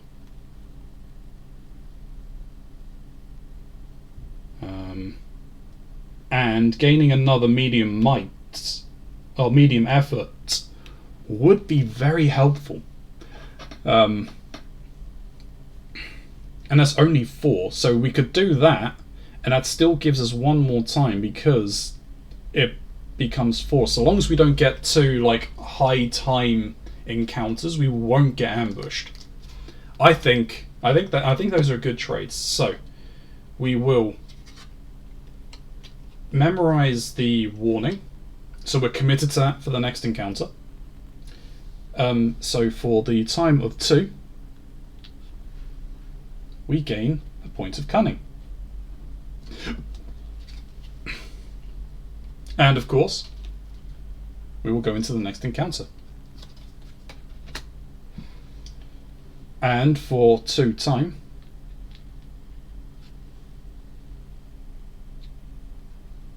we gain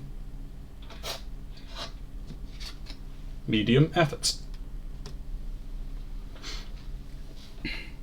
Now, we have 1, 2, 3, 4. We have 4 time left on our time counter. So long as we get something that is worth 1 to 3 of the next 2 cards we pull, we're fine. Because I would like to just get a little more small effort so we can bump that up some.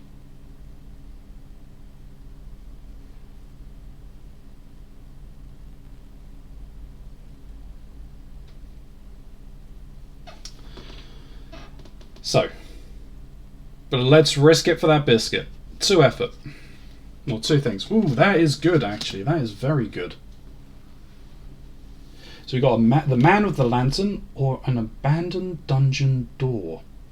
I don't really want to spend any more of the cunning that I've got, but spending another 2. Or do we just get the effort back? No, we take, because if we no, because as long as it's got a low enough armor, we should be fine.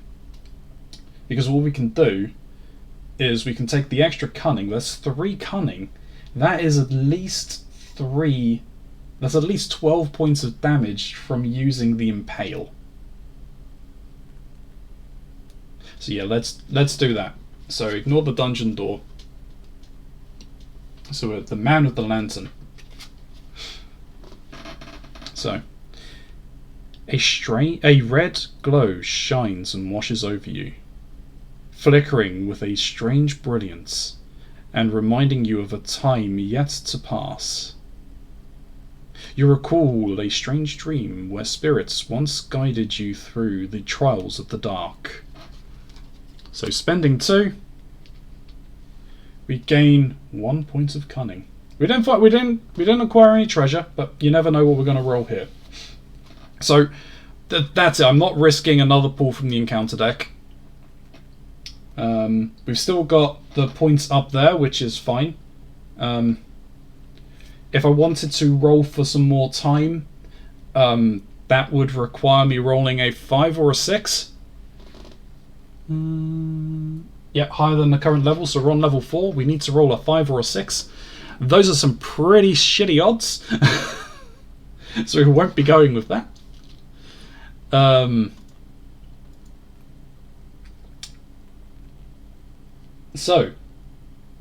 But we do have 4 points. We could spend that to get some more cunning if we really needed to, but I don't think we will. So, we're done with the preparation. Decision step. Are we going to fight the monster? Yes, we are. So we roll to see what monster we have, because we didn't scout ahead this time around. So monster number 3.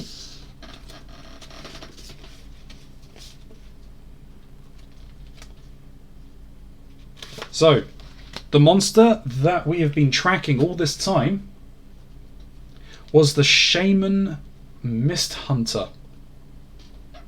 I also realised that there is flavour text in all of these monster cards as well that I have not been reading. So, a smouldering skull drips remains of an old potion onto the creature's green skin. Whenever she opens her eyes, an immense power emanates from within her, something dark and terrible.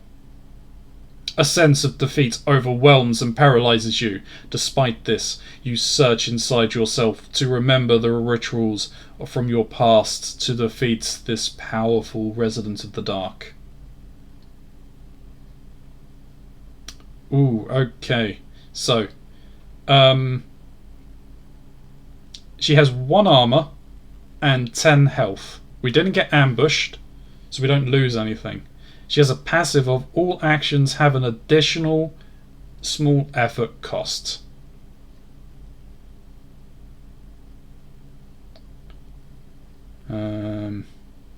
Alright, so her combat action. Alright, so passive. Oh, wow. Oh, wait, no. That there is the ambush. That part is part of the ambush. Okay, so we're not getting it so. But passive. All attacks have an additional cunning cost. Wow, okay. That's harsh.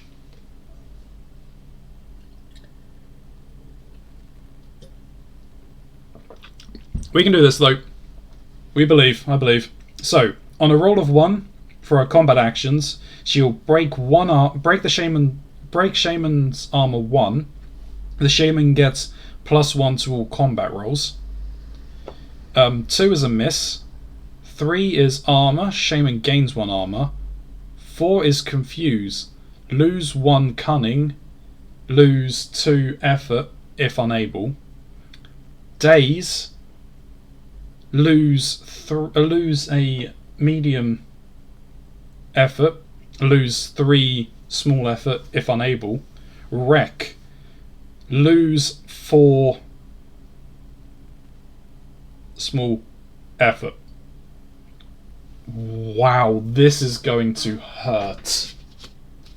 Okay, we got this though. We got this. So, first things first is we need to break that 1 armor. So she's already got, because of the Forgotten Trap, she already has -1 to her combat rolls. So that's a good start. So, for 2 small effort, we're going to break the 1 armor that she has. And now she's going to attack us. 5. That would have been daze, so it's down to confuse. So we lose a cunning. We would lose 2 small effort if we were unable. Oh wait, so we already had a cunning shit because of every attack has that cost. Is it every action or all attacks? Okay, that's fine. So we need to start doing some damage to her.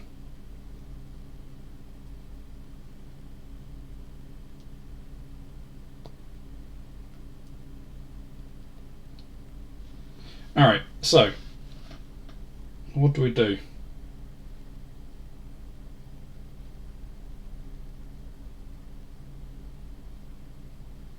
If we try and gain the cunning back, we always want at least one cunning, I would say. So, oh man, too small effort. If we use that ability, we gain one of those back. Fortunately, that is our turn. So now we roll and see what she does. Ooh, that 6 of -1 with dazed. We lose one of those. Okay, that's fine. But I'll deal with that. That's fine. I'll deal with that.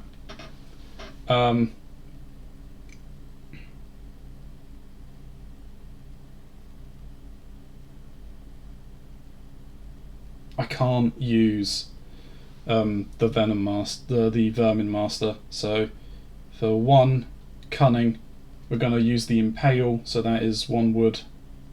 Well, because of Tinker, I'm going to use wood and 1 effort. But that is 3 damage. 1, 2, 3. Now she gets to attack.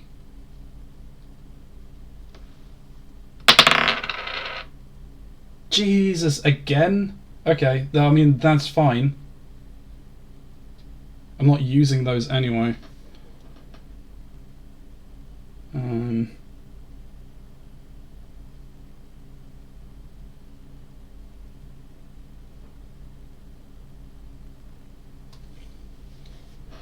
Alright, so we'll do it again. So cunning.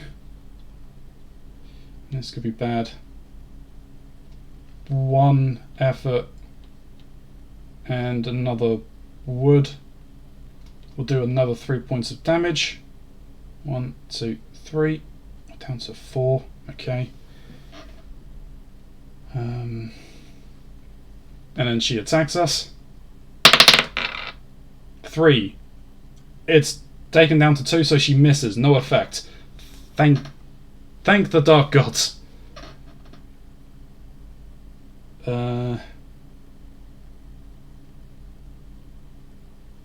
But it's not over yet. For 2, we need to spend another one of those. For 2 effort, we gain back a cunning.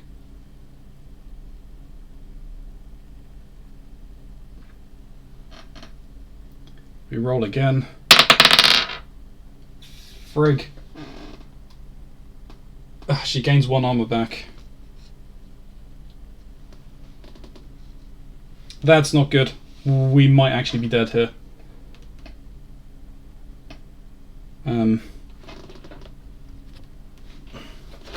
What can I do?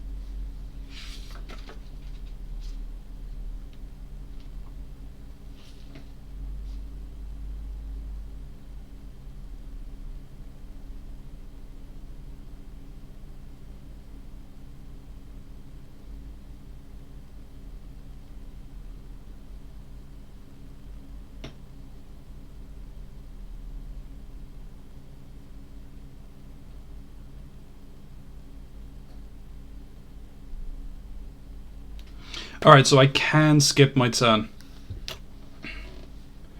So that's what I'm going to do. I'm going to skip my turn. I can only skip. I need to roll a 1. Or I need to roll a 2, actually. There's the 2. Okay, so she's broken her armor on her own.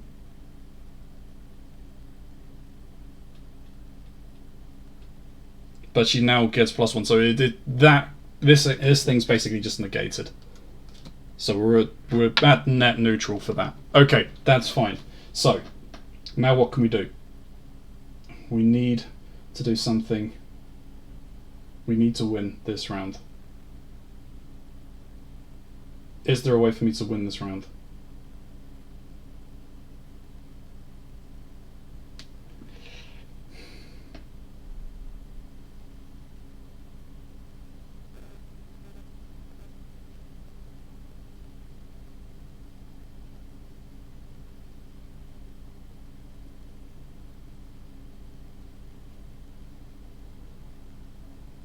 No, there isn't. Because the cunning requirement forces me to I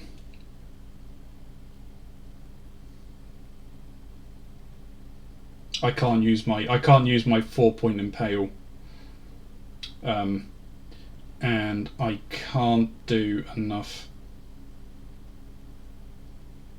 damage from elsewhere.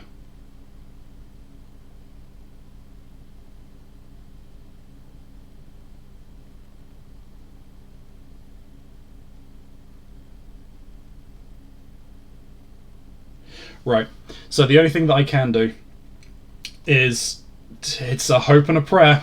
Hope and a prayer here. Spending 1 point, I'm going to spend the last 2 small effort I can, and it's fine. I've still got the medium effort. Spending that, I'm going to up my cunning. So now, we roll the dice. Only 3 things can save us here, right? No. Yes, only 3 things can save us. She can daze me on a 5. I roll a 2 for a miss. I roll a 1 for the surge, because she's got no armor, so she can't surge. So you can't gain another +1. So those 3 are 1, a 2, or a 5.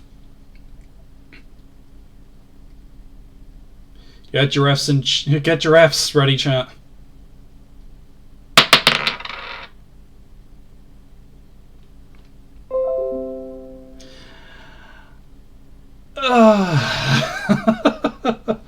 We rolled a 6. I lose 5. I lose 4. Lose 4 frickin' effort.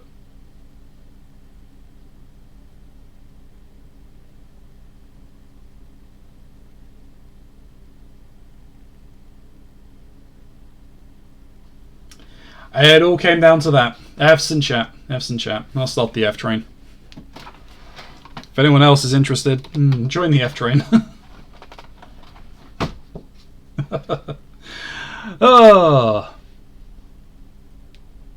Thank you, Mike. F indeed.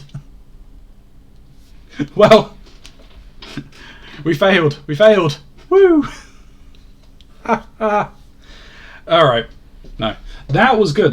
That flowed really well, actually. I like that. That was good.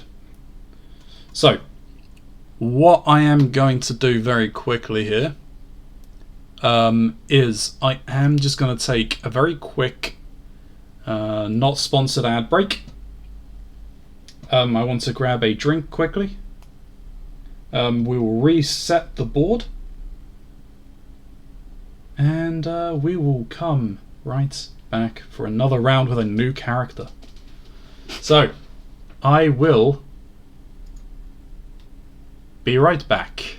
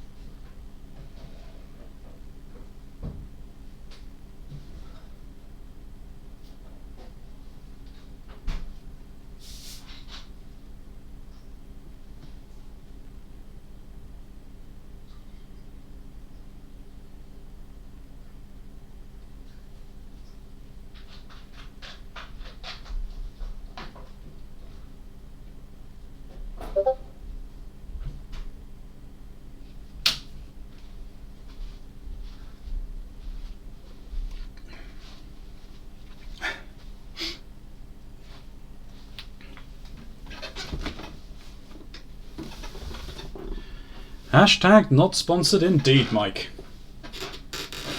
Alright, let's refresh everything.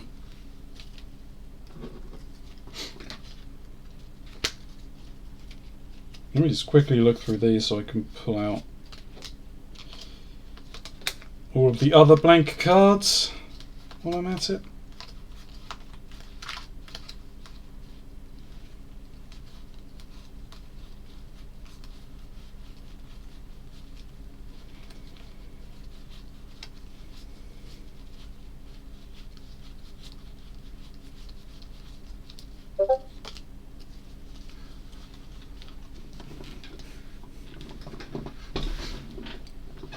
Ugh.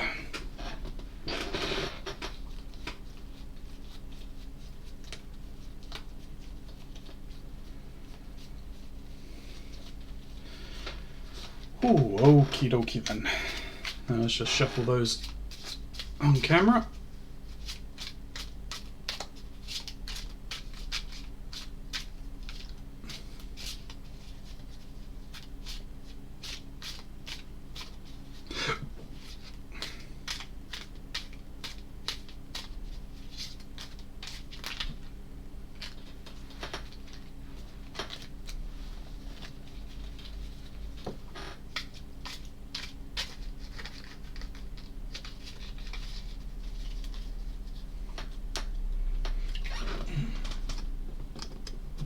Skills are shuffled. Well, the encounters are shuffled, sorry. Pop these skills in again and just shuffle those up.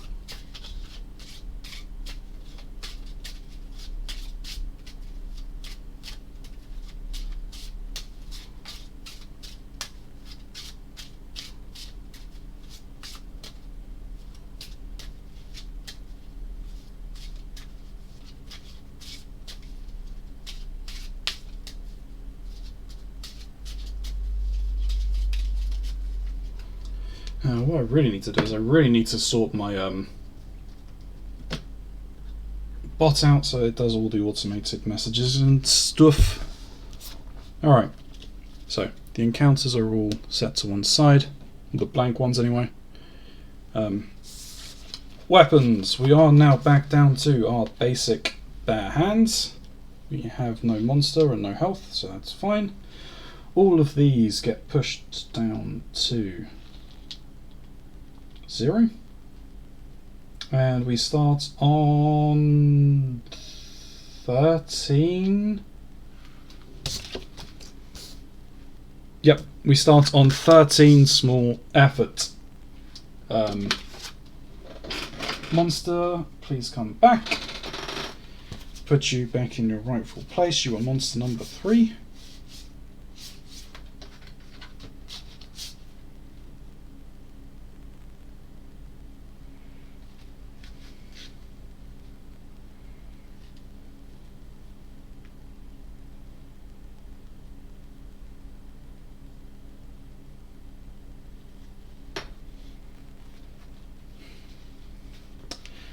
And let us pop back in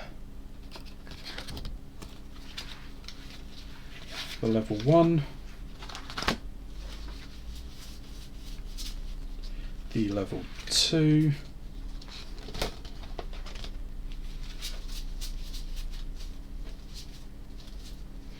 and the level 3 monster that we fought last time.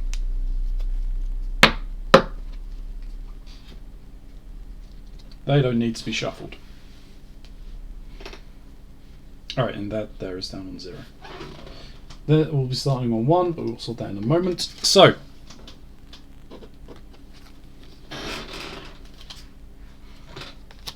don't need you. So we just played the Sage. Where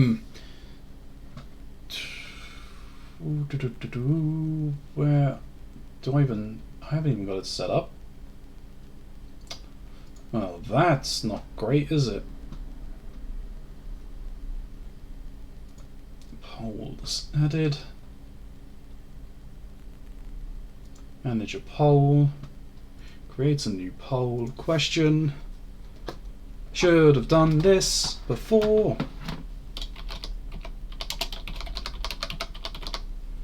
Next character.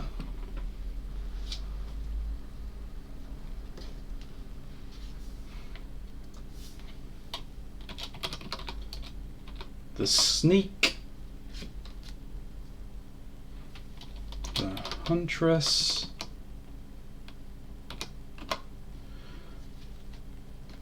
Or the Brawler.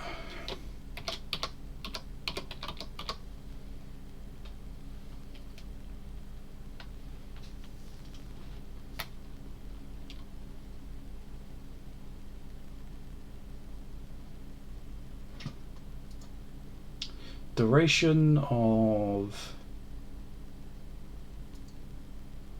2 minutes.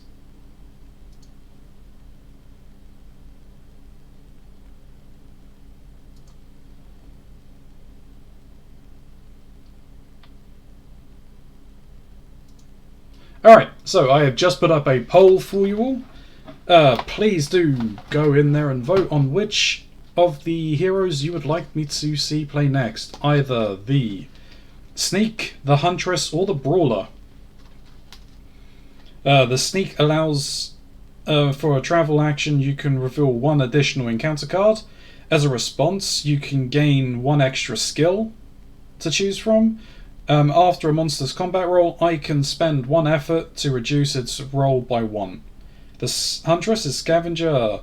For 2 effort, I can gain a food. I get the Lay of the Land, a travel action. I look at the top 5 cards of the encounter deck. Subsist, I can, at the beginning of the hunger step, I reduce the hunger requirements by 1. And then the Brawler, after combat roll, I've seen worse, I can roll the dice again and use either results. Just a scratch. After losing effort to a wound effect, I can reduce the amount lost by 1. Power through, after choosing a choosing a wounding attack, spend 2 extra effort and I can increase my attack power by 1 on my next attack. If there's no effort, if there's no pick, I'm just going to go on to Sneak. But we will let the community decide which one I am playing next. You have a few seconds left to vote if you so choose to. Oop.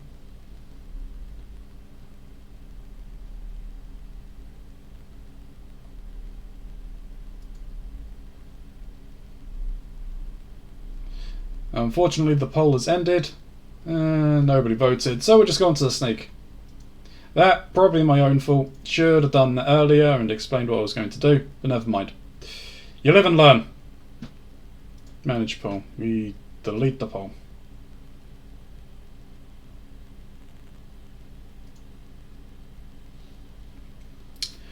Okie dokie then. So we are playing the Sneak.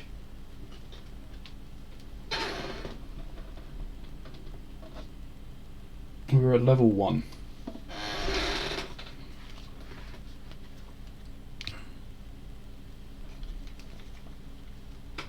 So let's see what happens this time.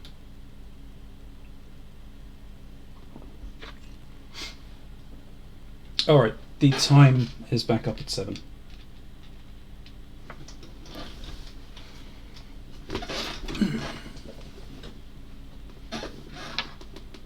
So, are we going to do any actions at this point?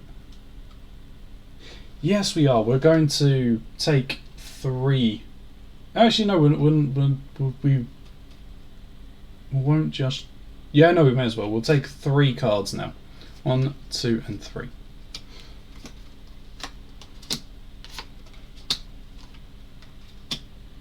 Ooh, interesting. Okay, so we can instantly gain...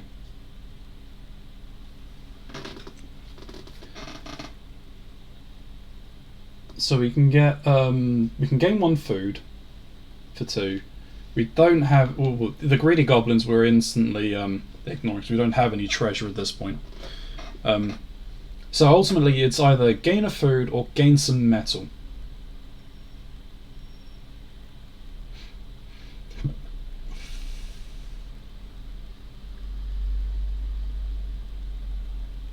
We'll gain some metal because... Actually, no. We gain the food because I can probably survive the first encounter again with just my bare fists. It's going to be risky. I don't really want to do it, but I probably could do it. So...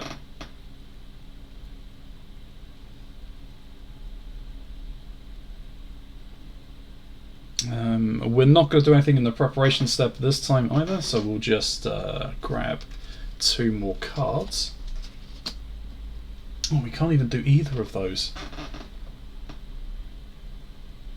Don't have the cunning, we don't have the heavy power. Alright. Alright, we spent 2 turns, didn't we? So we're going to spend the 1, and I'm going to gain an effort, I think.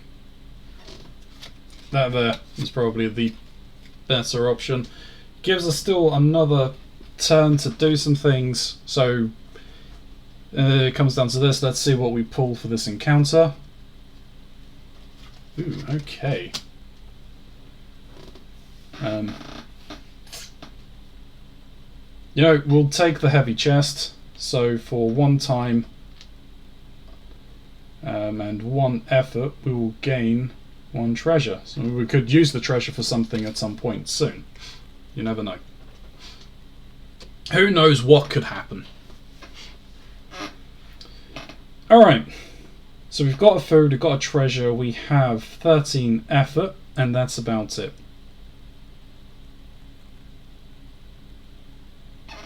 Do we risk it 1 more time?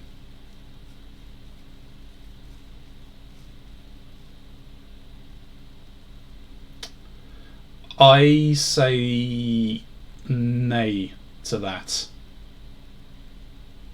So we're gonna have to just go straight into. We'll go into the encounter. See what we find. We're rolling up on number 3. I think that's what we had last time. So we got number 3. It is. It's the feral hyena.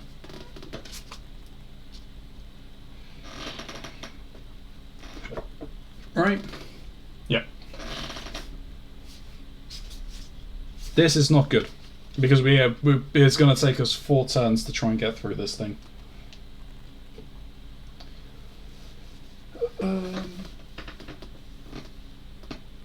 Alright, so we're not going to try and trick it. We don't have the food really to do that. I would kind of like to try and kill this thing if possible. Because we have our bare hands, it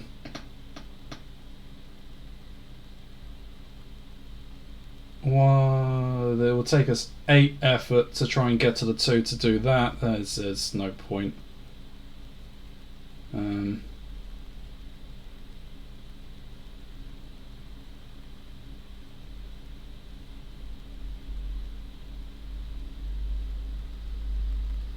It will take us more effort to do that. It will take us just as many turns. It'll take us 1 less turn to do it, to kill it by gaining 2 high effort and then dealing the damage. What we might as well do is we may as well just go in and just punch the thing in the face. So for 2 effort,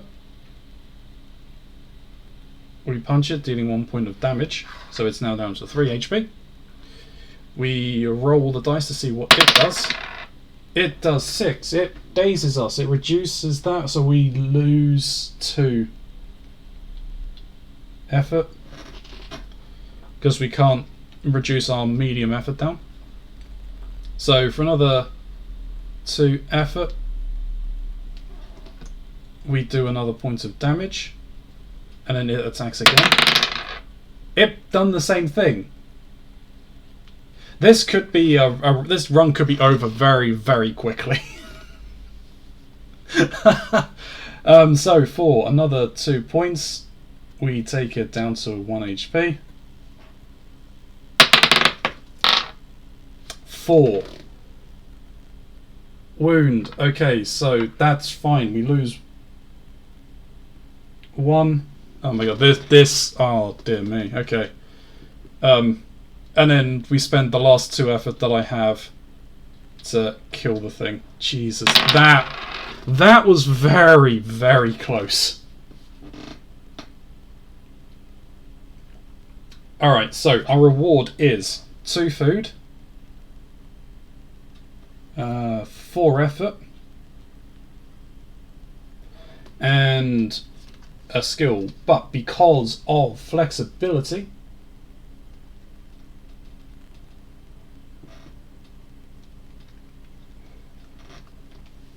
I get to pick 3. Okay, so there is this skill Alright, so Poison Mastery. The skill bypasses armor, but it's spending cunning.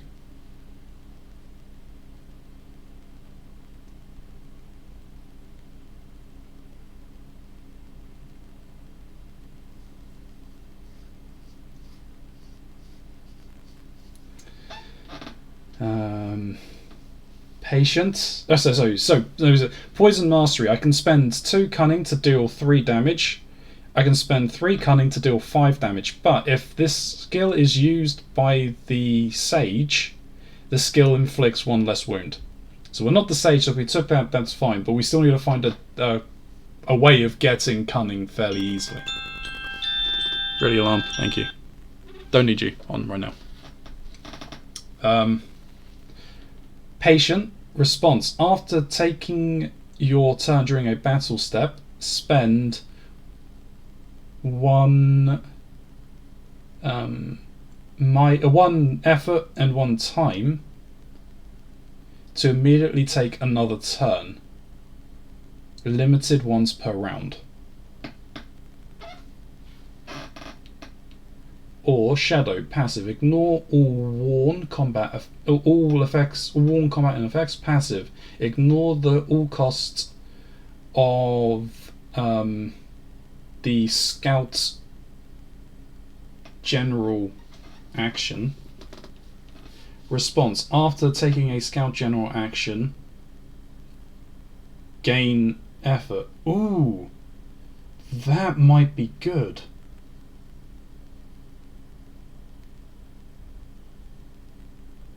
If we're ignoring the cost, yeah, I'm gonna take Shadow. Actually, we're gonna become a Shadow this round, a sneaky Shadow.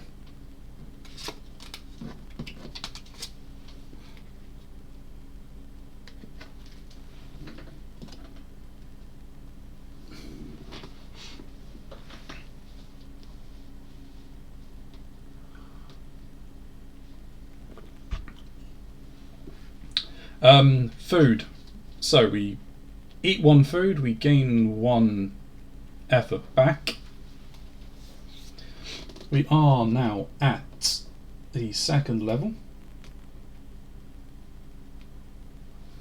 So what are we going to do this time around?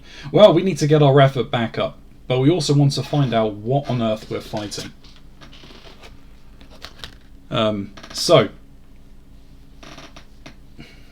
I'm going to do the investigate now. So for 2 effort, let's see what we are fighting this wave. We're fighting monster number 2.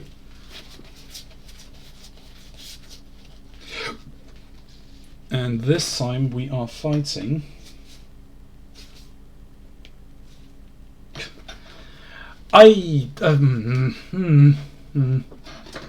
we found the cave bear again. I'm right. Yeah, we found the cave bear again. The cave bear Dainu. So, growl. I'm not going to actually growl, but a deafening roar echoes throughout the chamber of the dark. The enormous, grizzled animals looked like a survivor of many battles. He deserves a good death. Since you are in no rush to accept yours, for a moment, the bear's eyes glisten, almost appearing human. Then he charges. This isn't going to be easy.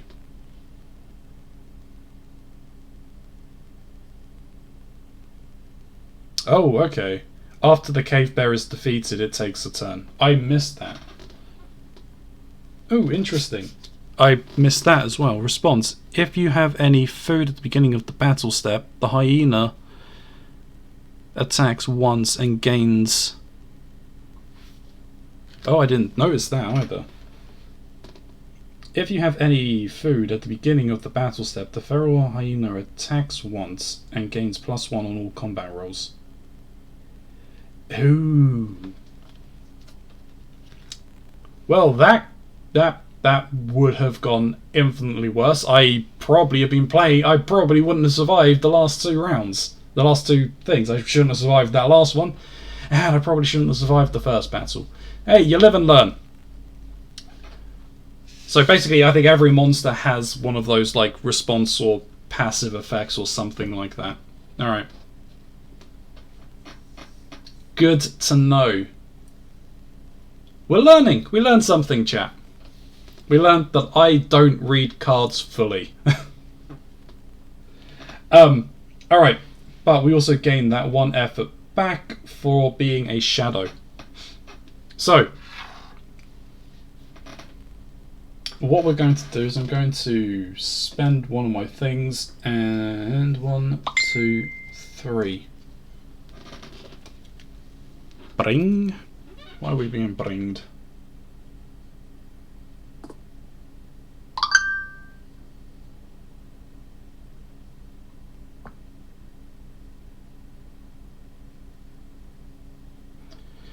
Alright. So, the encounters that we got this time are to eat or not to eat, idle sacrifice, or... Oh, if only we had a cunning.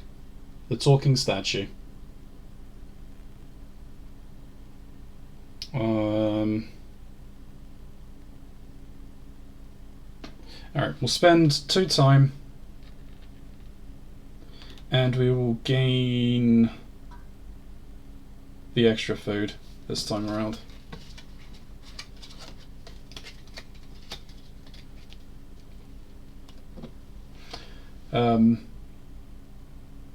I will spend the next token. 1, 2, 3.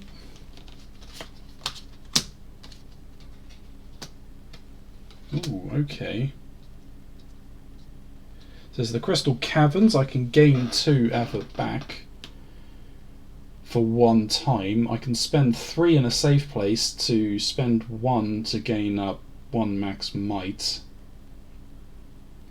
Or I can spend 2 to gain 1 medium might. I might go with a 3. 1, 2, 3. 1 effort. Gain 1 of those. To be honest, I think this is a lost cause this time around. I don't think we're going to make it past this level. 2 encounters. Ooh, we kind of got lucky here. So there's a starving goblin or a welcoming spirit. Cunning isn't really helping us at this point. So we're going to go with the welcoming spirit. We're going to spend that 1 treasure we had, and that gains us 4 effort. Nice. So, go on to the next one. Oh, bribing the whelps. We could have used that. Alright, well, we've got an obnoxious imp. We'll be taking them. Ooh, hang on, wait, what do we do with this? Oh no, it was spending 0 times, so that's fine.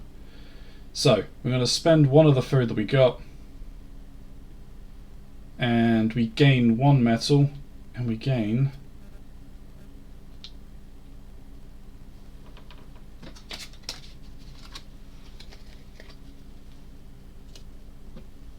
two effort. Alright, that was one on the time track. So let's go again. Ooh, okay, what do we have here? An unexpected teacher.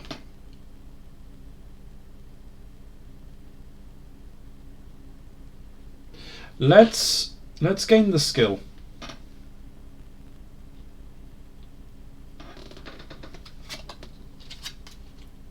So for 2 time, we get to learn a skill. And because of our skill, we get to draw 3. Is it before gaining a new skill card yet? Ooh, okay. So, Stoic, your food requirement is reduced by 1.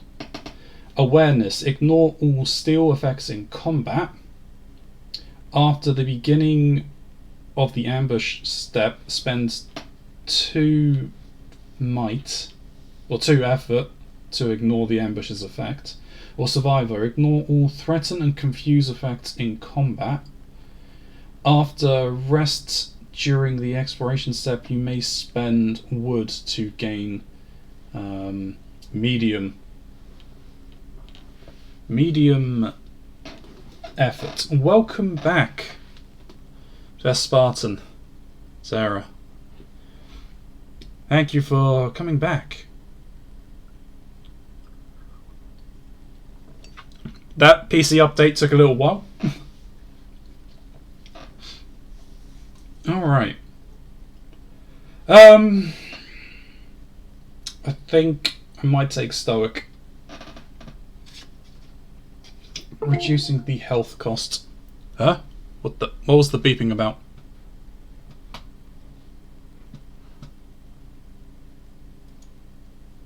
The beeping usually signifies that somebody joined the party I did not see. No one joined the voice chat? Okay. Oh, he's just looking there.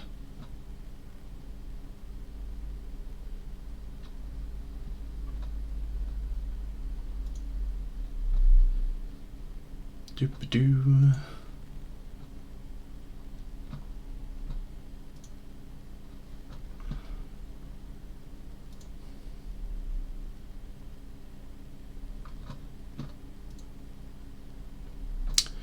It is what it is. Okie dokie.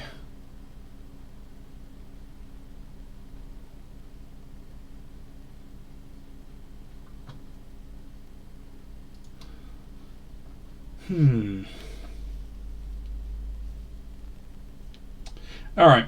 Oh, well, we're done with these. Okay. So our food requirement's down. That's fine. I think we still need to. We need to up our effort. We've got. The problem is I've only got. If I do.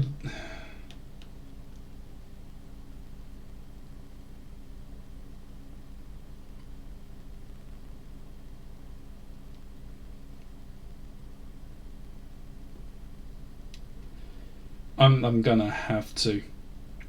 I think. Yeah. So 1, 2, 3, 4 to increase our medium effort. Then using the metal and the medium effort we just gained, and 2 time, I'm going to upgrade the bare hands to a knife.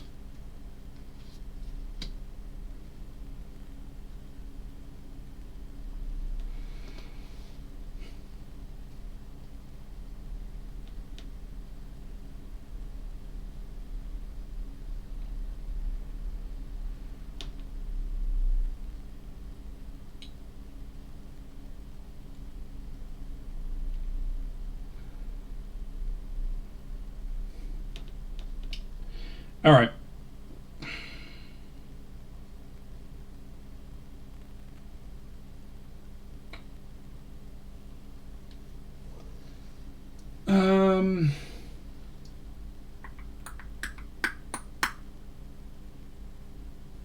No, being ambushed by that would be bad.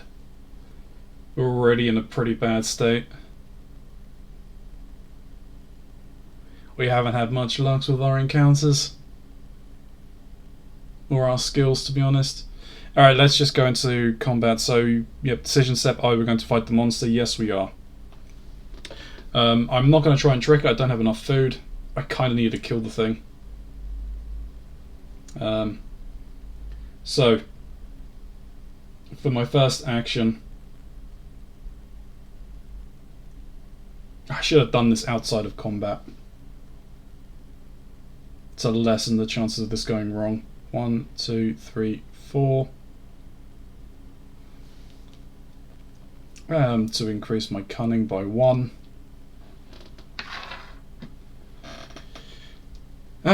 We roll and see what happens. 2. Wound. Ah. Shit.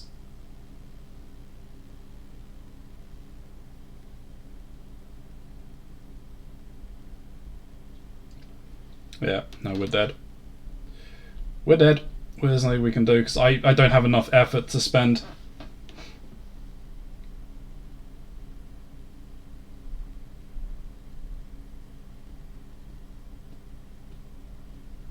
That is unfortunate. And to be honest, even if I'd done it outside of, even if I'd increased the cunning outside of combat, with a roll of 2, it was over. There was the only things that would have saved me was either a steal or a miss, or the warn. Oh wait, no, the warn would have been fine. Oh well, that one was over as well.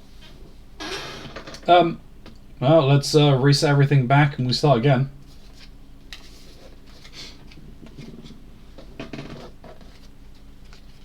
It's unfortunate. The sneak seems interesting, so we'll see what happens next time. I'll bring the sneak out again at a later point, but I want to try one of the other characters now. We failed that. There was no way of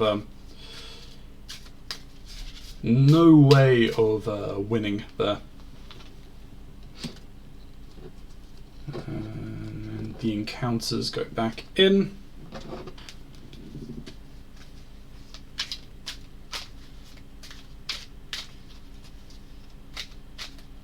Interesting. The camera has frozen. I didn't even notice. Give me one moment. Boop. Please. Restart. Okay. Yeah, sorry about that. Didn't realise the camera had frozen. If you notice the camera freezes again, please, someone in chat, say something. Either way, we ended up losing that. I need a better camera. That's all that I know.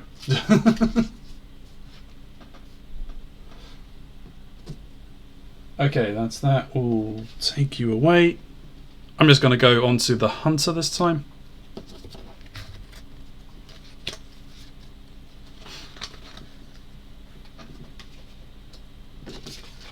Cave Bear and Hyena go back into the monster decks.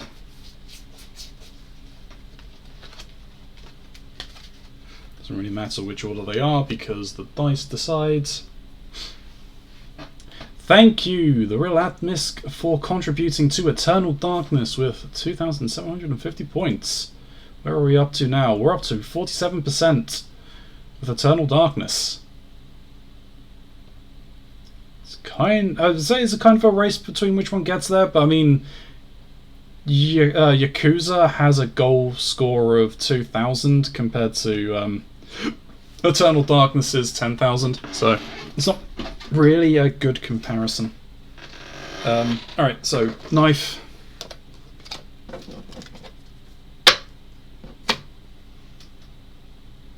And then we replace the efforts back to 13, the time goes back to 7.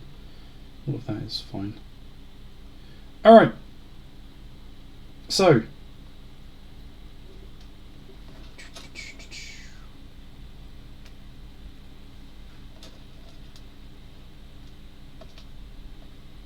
So, the Huntress.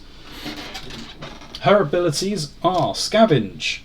It's a travel action for 2 effort. I get to gain 1 food. Lay of the Land is a travel action. I can look at the top 5 of the encounter deck. Subsist. As a response at the beginning of the hunger step, I reduce the hunger requirements by 1. Of course, doing that basically means on the first one I don't have to eat, but that also means I don't gain any effort back.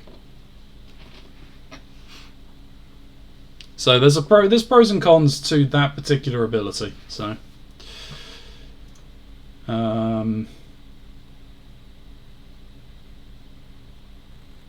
right, let us start. So the first things first, we'll just do an encounter. We'll just check the encounters quickly. So what do we get? So for a cunning, we can gain 2 food, or we can just using time we gain metal. There's going to be just metal this time.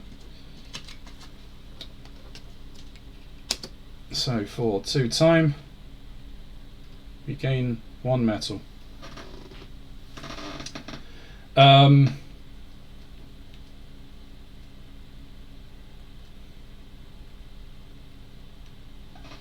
Right, let's encounter again and see what we pick up.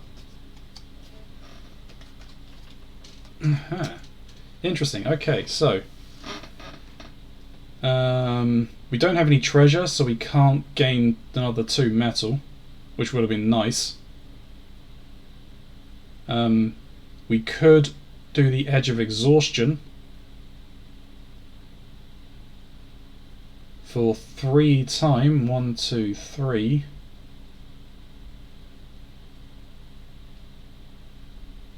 Gain some more effort back. I think we're going to be gaining effort back at this point. That's probably the best thing that we can do. So yeah, do the Edge of Exhaustion.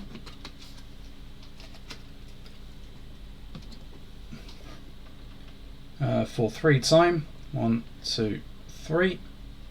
1, 2, 3, 4. We're up at 17 effort. That's actually a good place to be, I think.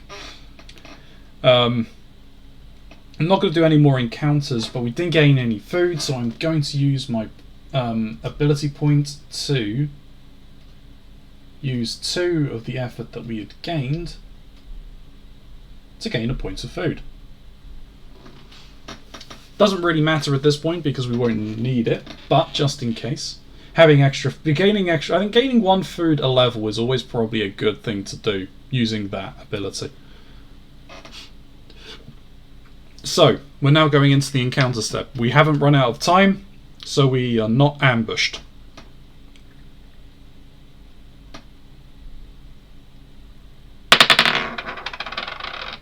Well, hey, number 1. That gets reset.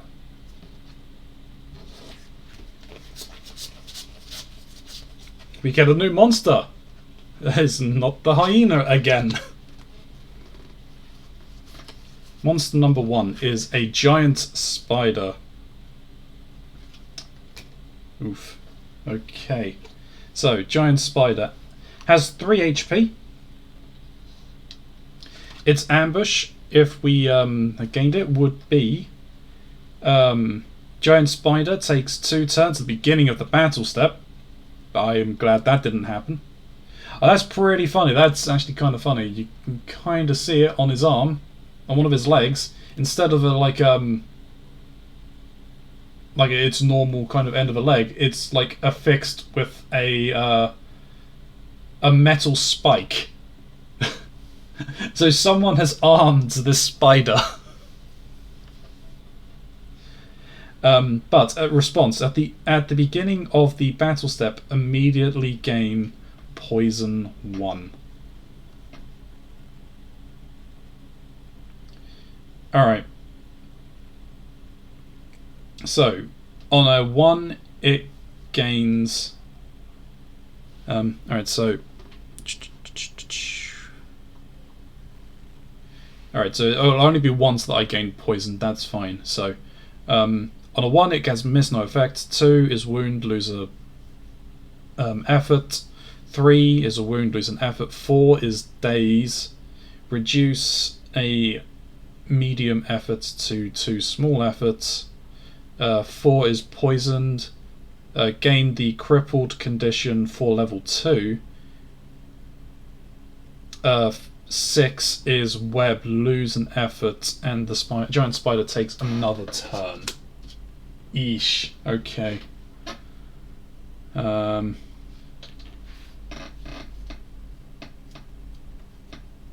It would take 3 turns for me to gain the effort needed,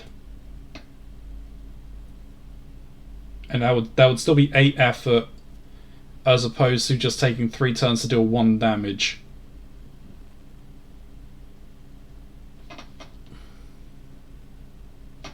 But I have the poisoned condition? Poisoned.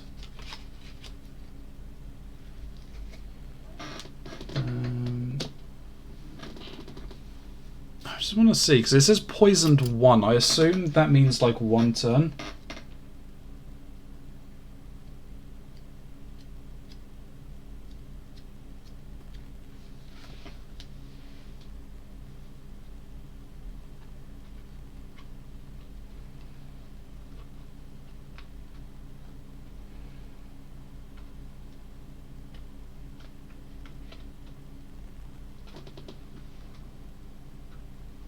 Okay.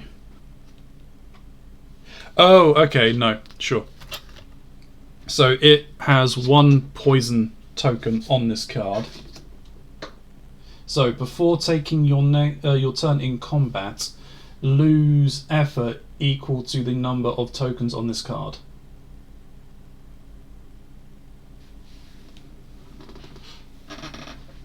Alright. So each of my attacks are going to cost 3. It's still less efficient. Alright, no. It then becomes 12 as opposed to 9.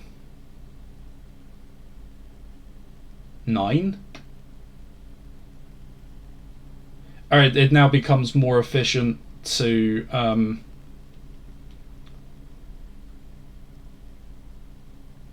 spend the effort to gain medium effort. Alright, so yeah, that'll be my first action. Because it's not combat, I don't lose anything, so 1, 2, 3, 4.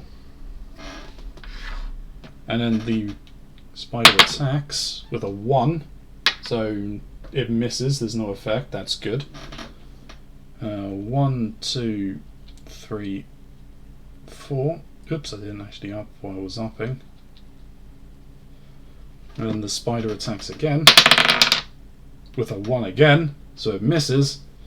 This has the gods have blessed us this round. Then for combat we lose 1 due to the poison, but I spend my 2 medium efforts to deal 3 damage to the spider, killing it. So the rewards that we got was 1 food, 1 wood,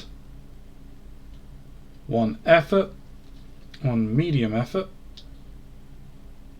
1 time, and we gained another skill. We gained our first skill. So 1, 2.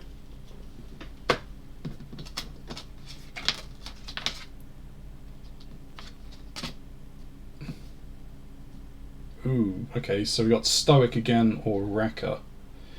Ignore all defend effects in combat. And response. After making an armor breaking attack, you may make another attack. That could be interesting.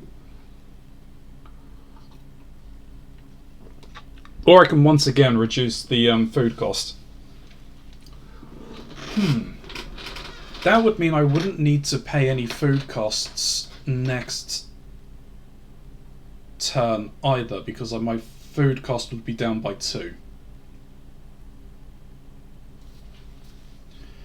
Or if we take the Wrecker, it means that if I break armor, I can attack again.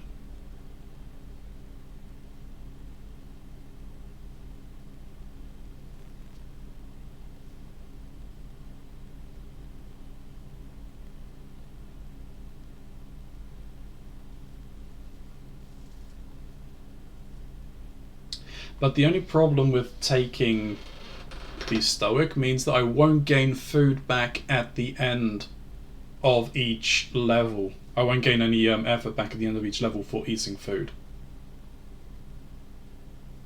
But then I'm also not spending food, so it'll be only one on. It would be 1 food needed on level 3 and 2 food needed on level 4. So if I didn't get anything that costed food,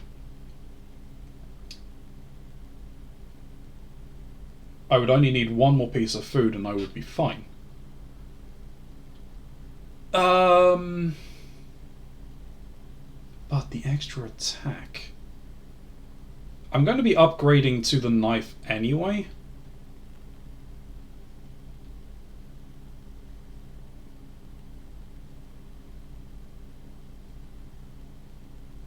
And then I'll be able to instantly upgrade to the spear. I could do that all this round. You know, I'm going to take the Wrecker this time, actually.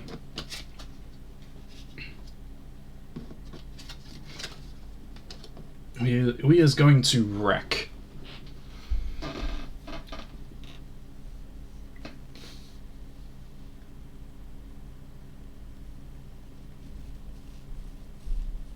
Alright.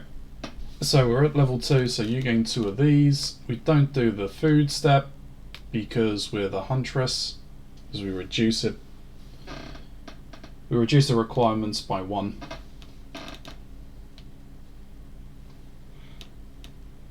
That would actually be another thing I could probably ask Artem. If the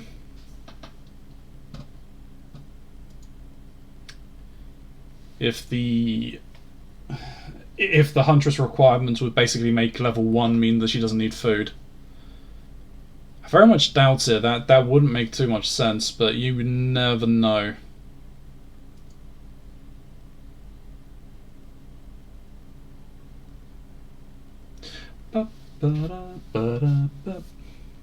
For some DCMAs.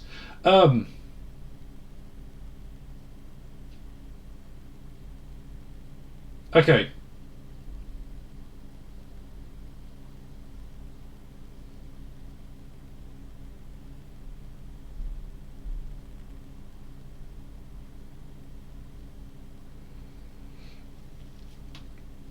Hell, I don't even need to like spend effort. I can upgrade directly now to the knife. So let's do that. 1, 2, 2 on the time, and we already have the knife.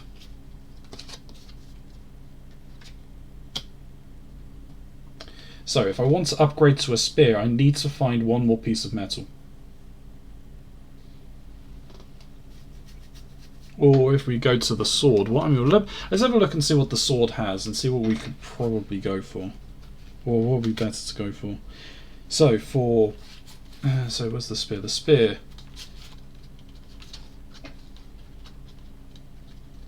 So the spear takes 2 effort for armor break. The sword has 1 effort for armor break. The sword does 1 damage on 1 effort. The spear does 2 damage on 2 effort. 3 damage for the sword is medium effort, while for the spear it's a medium effort and a small effort. The 5 damage is the high effort and 2 small, while for the spear it is a small and a high and a medium.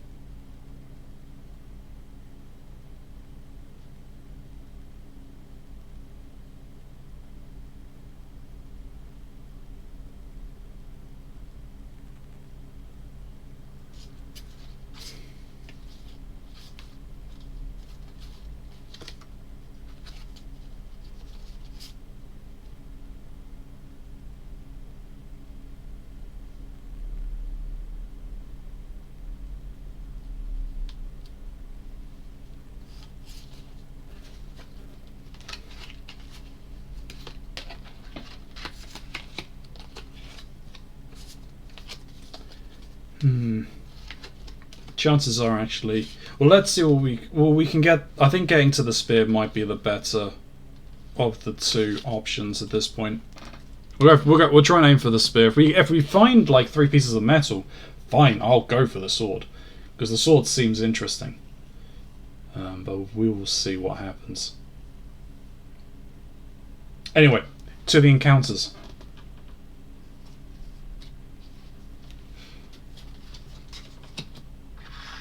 Ooh, okay, so we can spend 1 food. It gives us 2 wood and 2.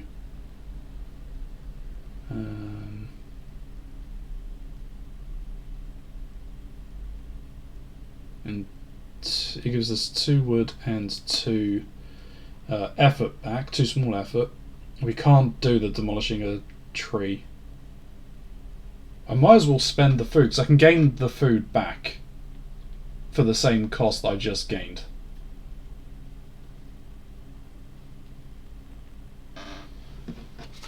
Yeah.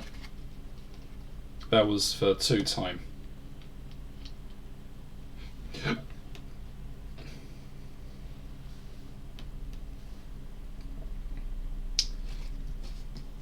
So we'll go again. Looting the supplies. We don't have that.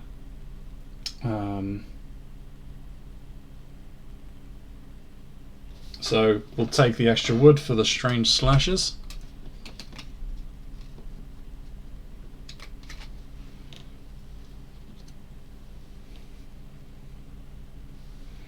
For 1 time. We'll do another encounter.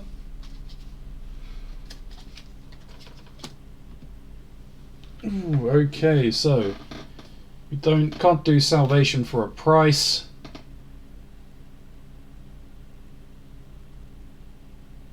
Wooden debris, we don't need any more wood in my mind. So what I might do is I may actually just forsake that anyway, and I may just rest off of the salvation for a price. I don't really want to waste like 4 time on something that I can't use. So we'll gain the effort back. Do another encounter. Ooh, okay, so there's sickly berries for 1, or the rusted cage. 1, 2, 3, 4.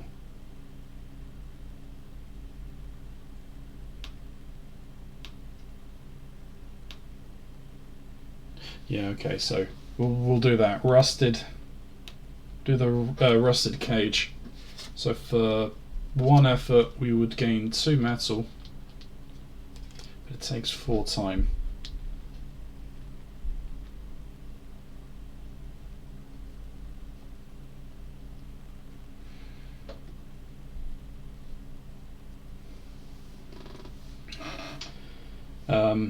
Alright. And then we'll upgrade the knife to a spear. So for 1 effort and 1 time, and 1 metal and 1 wood, we upgrade the knife to a spear.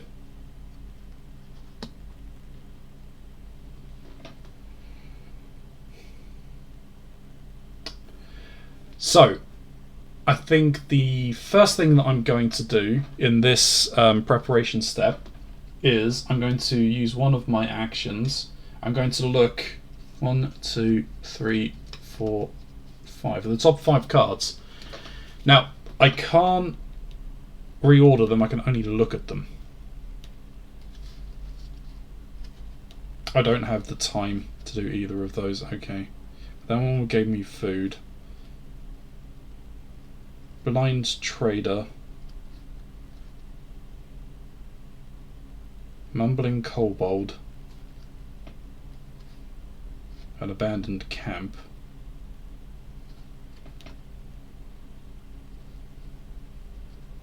Giant Protector.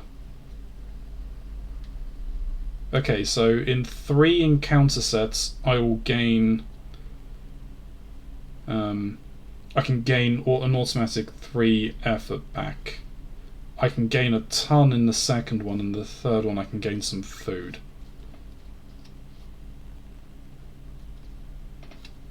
Okay. Alright. Alright, so I know what's coming. That's fine. Do I want to spend the food now to gain it?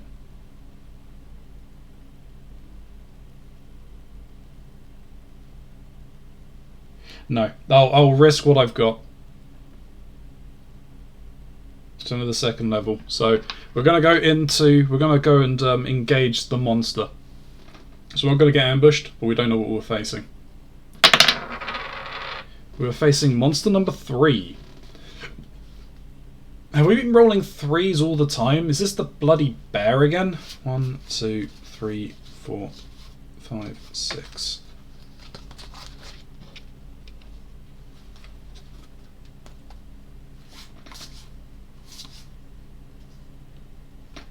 Nope, it's not the bear. That's good.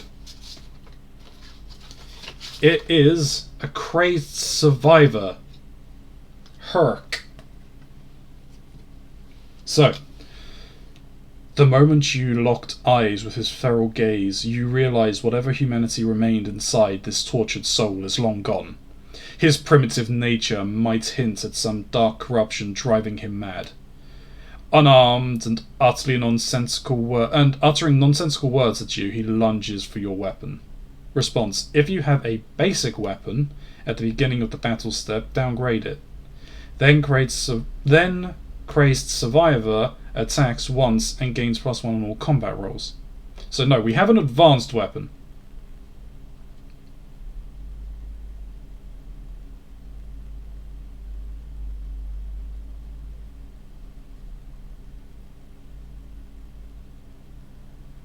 So we could trick him by downgrading our weapon.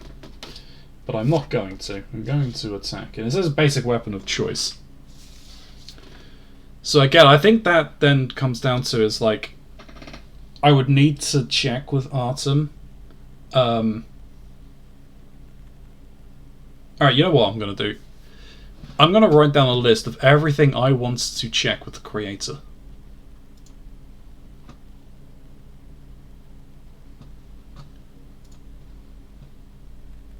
Because these are interesting questions, and the ones that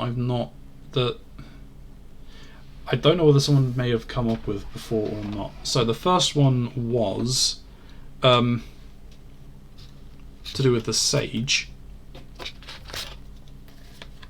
Out the way, please. Sage.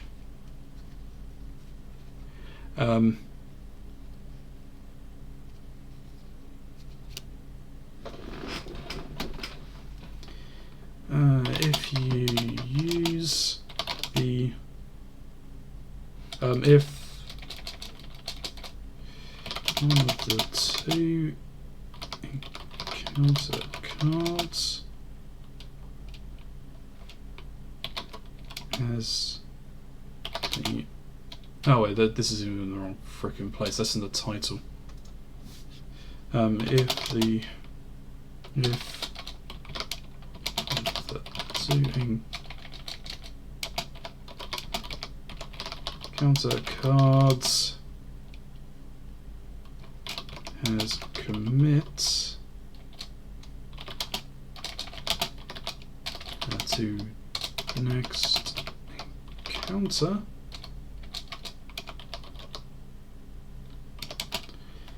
and you pick it and pick it while using the Sage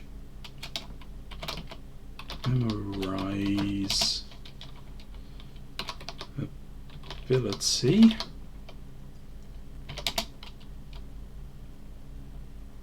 Is it the next 2 encounters are committed, or only the 1?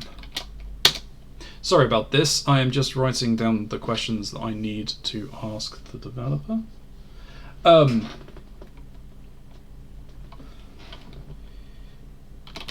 the Huntress subsist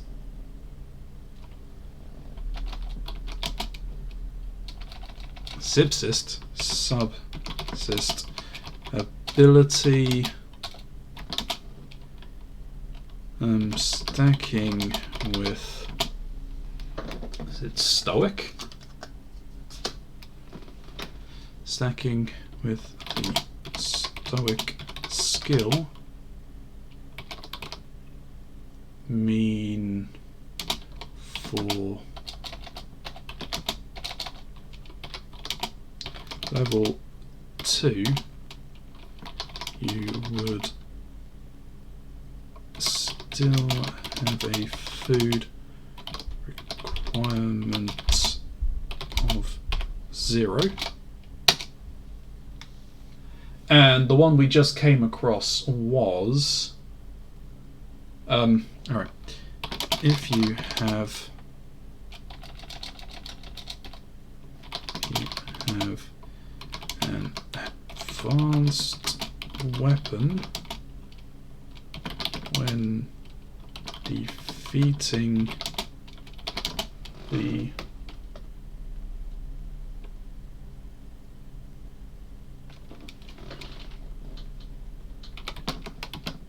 praised survival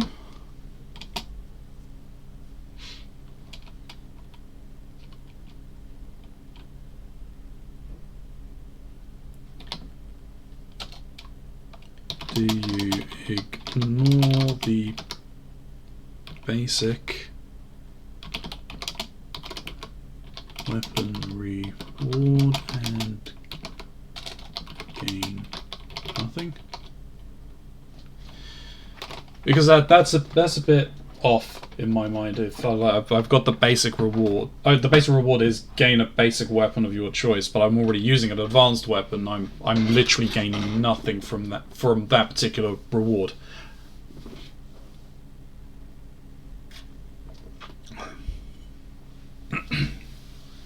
At that point, if you are just like punching him, he's got 4 HP. If you are literally just punching him to death and you don't have a weapon, or he's stolen your weapon, then there's not much you can really do. But you gain the weapon that's instantly giving you up. You don't have to worry about the upgrades costs that you would need to pay for that weapon. You can just upgrade it to the next level. But we'll see. We'll see what happens. Alright.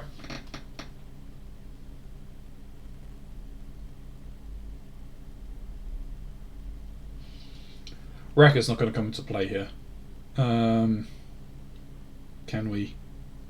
I can't even kill him at this point. That's fine though. So, 1 effort.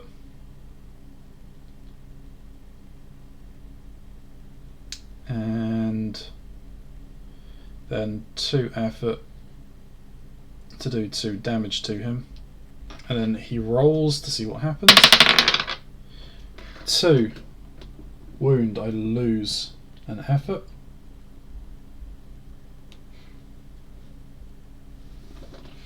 And then 1 effort, and then 1, 2 to do another 2 damage to him, killing him. So again, rewards. As we just said, I don't get a basic weapon. I'm not even gonna. I don't even know what I would take.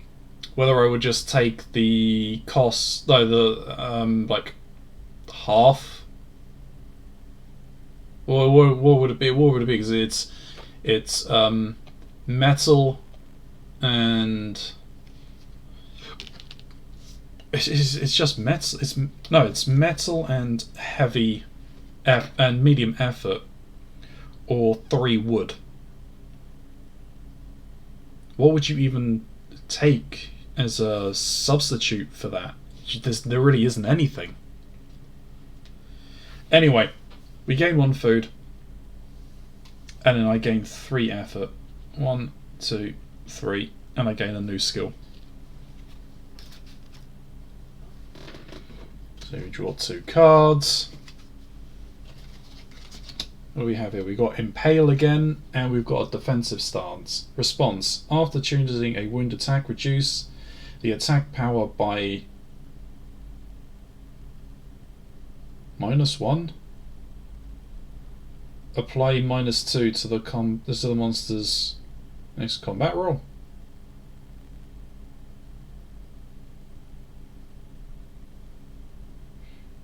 Oh, I get it. So after I choose a wounding attack, I can reduce the damage done by -1 to apply -2 to the monster's next combat roll. Okay.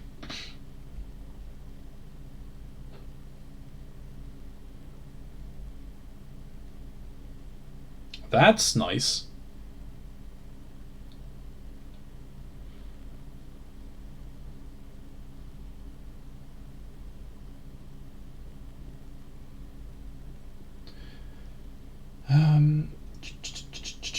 We really need to get rid of that poisoned though. We just need to up my effort. Do I want to take the defensive stance, or do I want to take the impale?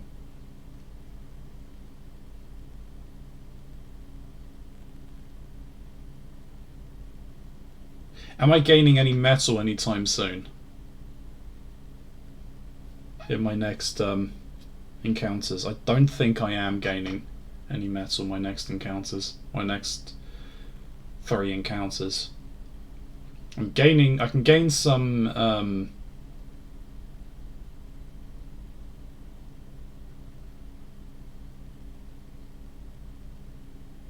I'm gaining some effort. I'm gaining a lot of effort.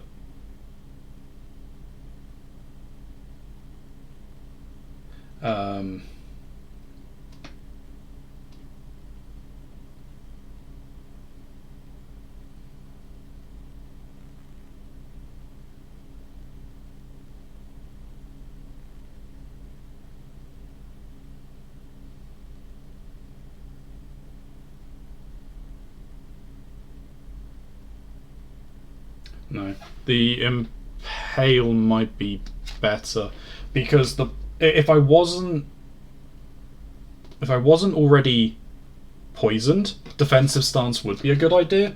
But because I'm already bleeding effort, I don't want to be like wasting my damage on like reducing their combat roll when it's just going to prolong combat even more. Prolonging combat even more means I end up like bleeding more effort.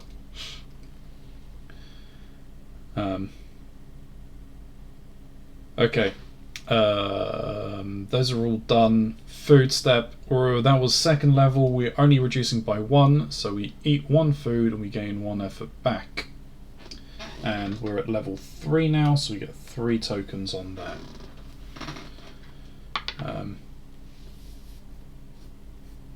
So I need 2 food by the end of this. Alright, so first set of encounters. Alright, well we can't use the blind trader, we don't have any treasure. So, dangerous heights. You can see most of the dark catacombs from here. A river giving off a strange glow draws your eye. And you nearly fall if not for the smell of rotting meat left on the ground. This will help for the long climb down, if you don't slip. So, for 2 time, we gained 1 piece of food. We are not doing any actions, we're not fighting the monster, so we go on to the next. And we don't have any, we don't have heavy effort or high effort, so we can't do the mumbling kobold, but we do get the abandoned camp. So for a piece of wood, for a food and for 3 time. 1, 2, 3. We gain 1 heavy, 1 medium, and 2 small effort.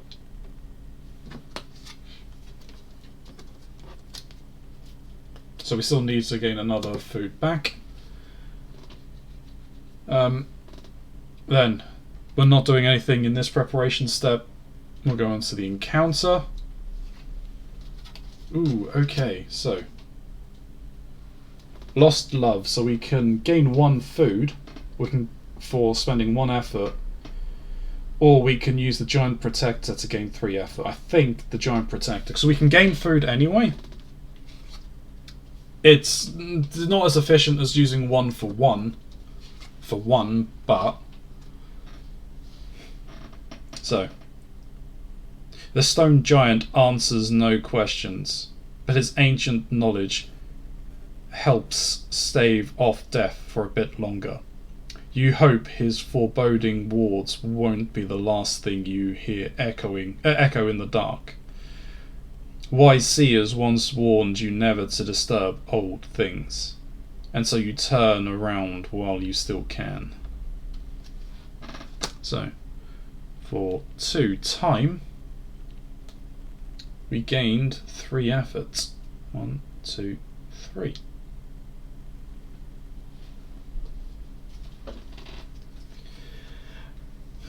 Alright, so let's use one of our points, and we'll do Lay of the Land again. 1, 2, 3, 4, 5. So what do we have? Dislodging the beam. We don't. Oh, we do. We could use metal because we've got the impale. A deformed tree. We can use some wood to gain some food. And we've got the goblin wood collector. And then we also have makeshift shelter. Alright, well that's 1.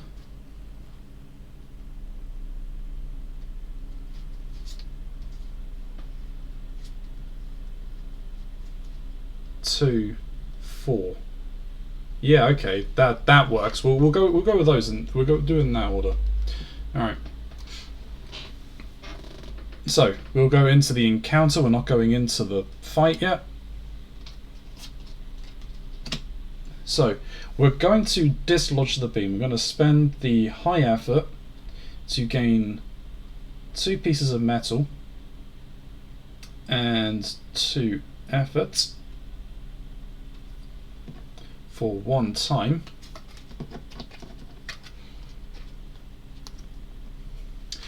We're not doing anything in the preparation decision. We're still going to go on the encounters, and then we're going to spend 1 piece of metal and 1 time to gain 1 wood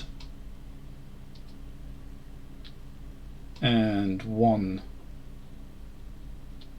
medium effort. What's the flavour on the goblin wood collector? You meet a peaceful goblin collecting wood, building a fire to warm a great cauldron. In exchange for some metal you share with him, he points to a place in the catacombs where rituals are held. Close to the cave exit, known as the Den of Dragons. Okay, and so we're on to the preparation step again. I'm not doing any of the general things on this one. And we're going to go on to the decision step, and elbow. Gonna go on to the encounters. Ooh, okay, what's this? Okay, so that's a look ahead, 3 things. Well, I'm not worried about that. I'm going to spend 1 piece of the wood.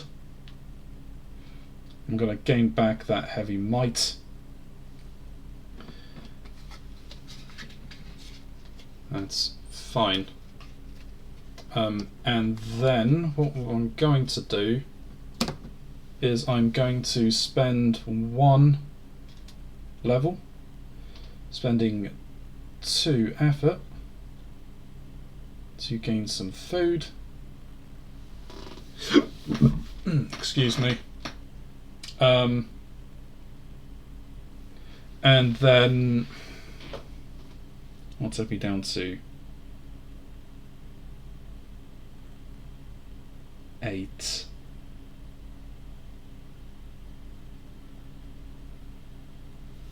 Yeah, alright, that's fine. Oop, and there goes part of my hearing. Frickin' tinnitus. Okay, spending 1 point on the last point on my card, I'm going to spend another 2 effort. And I'm going to bump up my food again, so I've got a small surplus of food going into this fight. I've got 7. I've still got 7 turns actually, so 7 time. So I still could go on another encounter. Yeah, let's risk it for that. I say risk it for that biscuit. It's 7. We're fine. What do we gain here? Ooh, okay. Bribing the whelps. Well, we don't have any of that, so it's going to be the golden amulet. That's actually helpful. So that takes us to 5. We gain 3 effort back. Now do we risk it for that biscuit?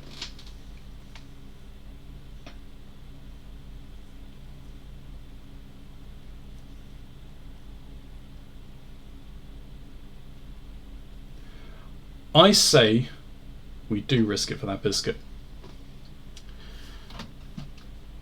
We need to grab that biscuit. So, 2 cards. Ooh, okay, nice.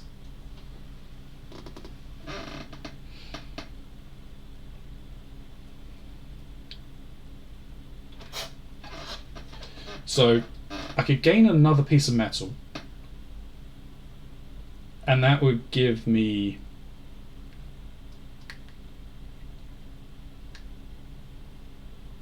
that'll give me 3 on the impale, but I'm just going to be going on the spear anyway, so I'm not going to be using the impale right now. But I can spend 1. I might spend the 1. I might do the abandoned hovel. Spend 1 to gain a cunning for 1 time. And what that does mean is that allows me to really risk it for that double biscuit, I think. So we're not doing anything in the preparation decision. I'm not encountering the monster. I am going to do the normal encounter. Ooh, it paid off, chap. It's paid off. So there's the bed of moss or the glowing embers. I have no real reason for wood right now, so I might take the glowing embers rather than converting. Yeah, we'll do the glowing embers. So, remains of a small fire. You satisfy its hunger, and in return warmth, crackling and burning from within. Your strength swells with the flames, leaving you a force to be reckoned with. So, for 3 time. 1, 2, 3. And for 1 wood, we gained 2 medium effort. That's fantastic.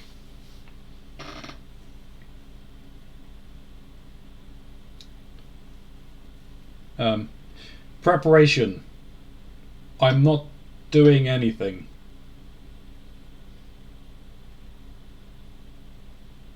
what I am going to do is I'm going to roll the... We're going to go and engage the monster, so we're going to roll the dice and see what we pull for level 3. Monster number 3. 1, 2, 3, 4, 5, 6. Monster number 3 is...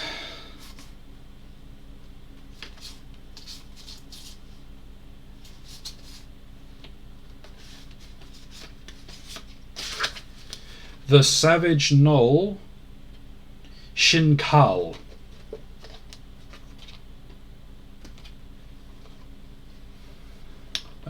Passive or ambush. Its passive is Gnoll takes 2 turns every round. Well, that's not gonna happen. Trickery is metal, treasure, and wood. Don't have any of that, so we're not doing that. Crack. Nimble and quick, the beast cracks his whip at your heels after hearing your footsteps. In a frenzy, he attacks over and over, his weapons whistling through the air before it strikes you. Startled, you crouch down and prepare to defend yourself from the ravaging beast, his eyes glowing with greed and bloodlust. He wants something, but it only begins with your life. Passive. Attack power of all wound attacks inflicted 3 plus wounds. What? Attack power of all wounding attacks inflicting 3 plus wounds is halved, rounded up. What?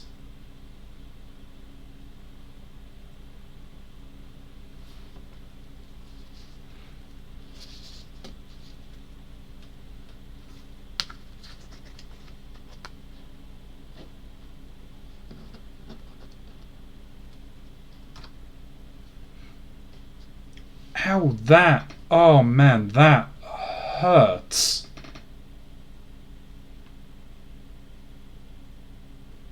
Alright, well his HP is 8.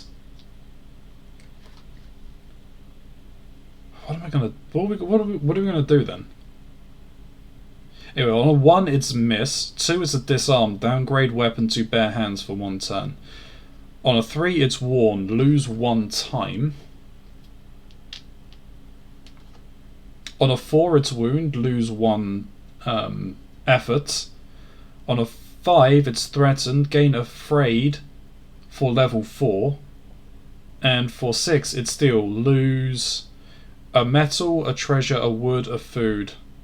Otherwise lose 2 effort if unable. Alright, so anytime I do anything that is 3 or more damage to him, it's halved, rounded up.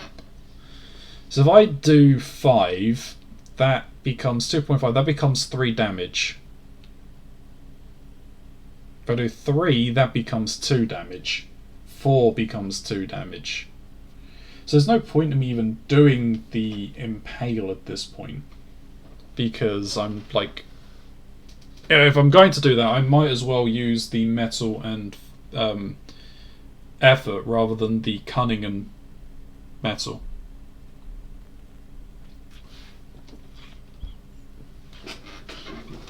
Alright. Alright. I need to think, plan this out.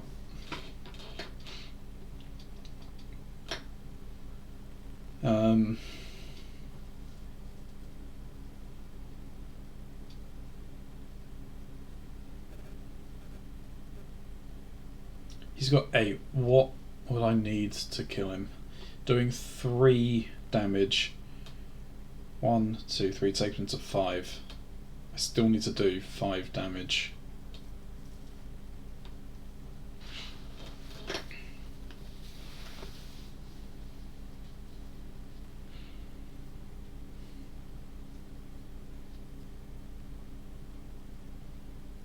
If we use...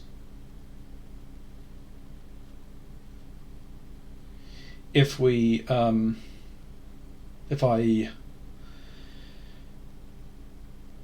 use 2 mediums to gain a heavy, or gain a high, that still leaves me with 2 medium. He doesn't lower my high and medium effort. So that means that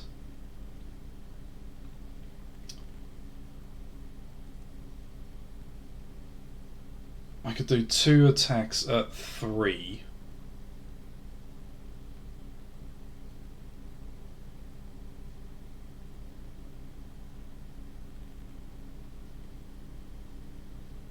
And then an attack of 2.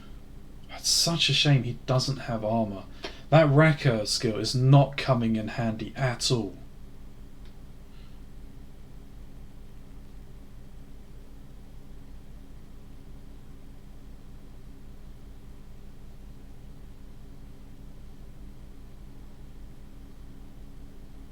I'm gonna have to do that, I think.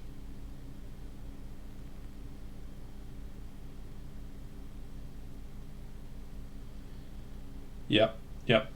That is going to be there's going to be the option. That's going to be the plays here. So we're going to spend 2 of my medium effort to gain 1 high effort. It does mean he gets a free attack.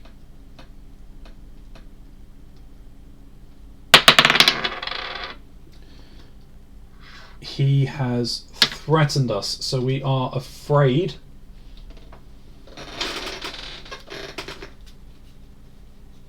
for the next. Oh no! Oh no, that's not good. So for the next level, I'm not allowed to rest during the exploration step. Oh no. That could be a problem. That could be a major problem. Alright, that's fine. But for a high effort and a medium effort, we're doing, it would be 5 damage, but because of his passive, everything 3 gets halved and rounded up. So that's 3 damage, 2.5 rounded up, 1, 2, 3. He's at 5 HP. Alright, and I take 1 point from the poison as well.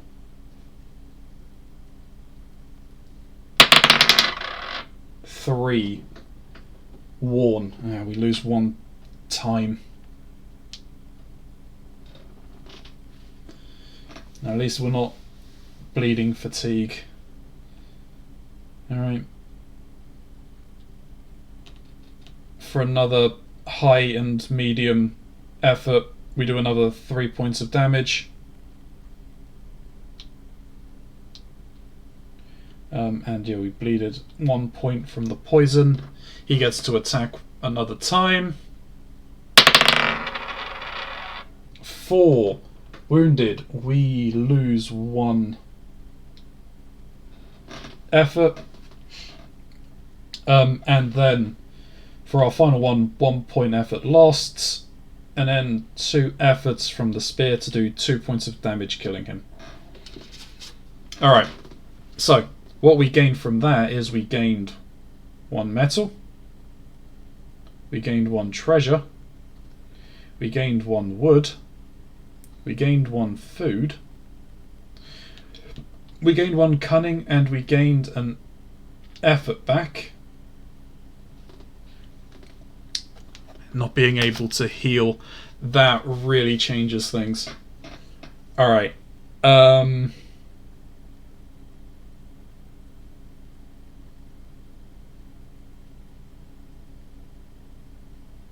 Food. We're now on the hunger step. So we reduce it. We would have to pay 3 as that was a level 3 monster. But our sustain or substance allows us to reduce that requirement by 1, so we only have to eat 2 food. 1, 2, and that gives us 2 effort back. What we need to do next, all we need is, so we are up at 2. Oh, he didn't give us a skill! Oh, he did give us a skill. Thank God. So we draw 2. Okay, so there is Moss Eater. You may use wood instead of food.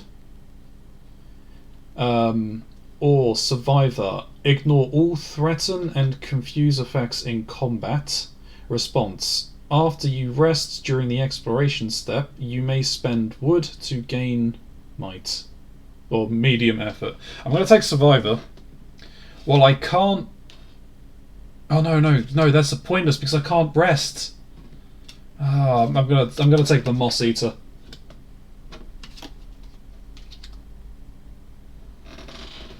Yeah, I'll take Moss Eater. That's really the best thing that we can take at this point.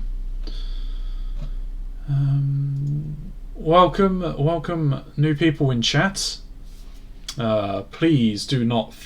You are currently watching my third character run through on Unbroken. The first one we managed to get right to the final boss, or the final monster. The second one we got ruffle stomped and only made it to the second.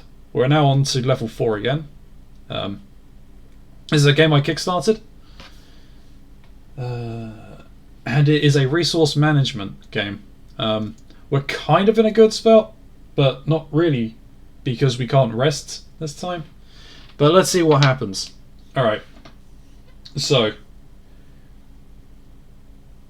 I only have 7 effort. This is not well. I'm poisoned as well. I'm bleeding effort. So I need to gain as much effort as I can in these next few encounters. I need at least 1 more food, though with being a Moss Eater I could use wood in the final one. So as long as I've got 2 wood, or 2 of either wood or food and 1 of the other, I'm fine. I can make it to the end. I'll have the food requirements to win. But I need to get my effort up somehow. So, we're going to spend 1 counter from our encounter card to get Lay of the Land, so we can look at the top 5 cards. 1, 2, 3, 4, 5. We can't reorder them, but we can look at them. So on the first one, oh, nice. Okay, we got 2 things that will gain our fatigue back, or our effort back. That's good. Oh, nice. Okay. I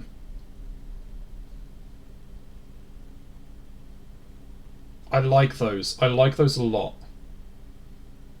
We don't want to be spending anything, but we want to try and gain as much as we can back. Okay, no, that's good. Those are some good cards to pull. Also, for those of you that are here and who are regular viewers, please do consider donating to those community goal contributions. We added a new one in to replace Dead Cells that was completed, which is Kingdom Hearts 1 playthrough. But we also still have Yakuza Kiwami and Eternal Darkness still going on. There's still over 20 days left.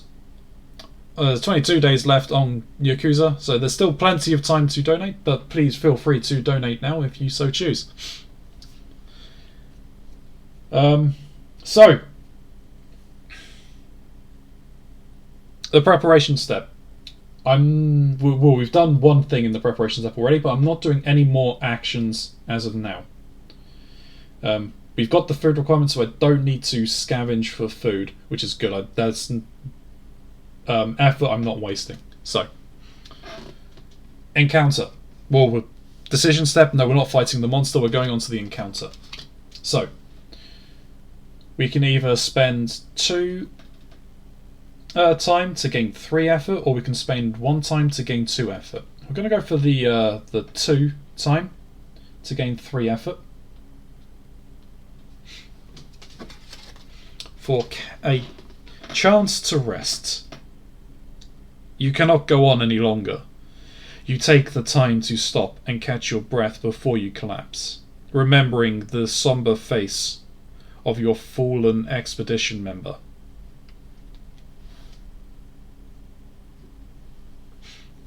Alright, so this preparation step, once again, we're not doing anything.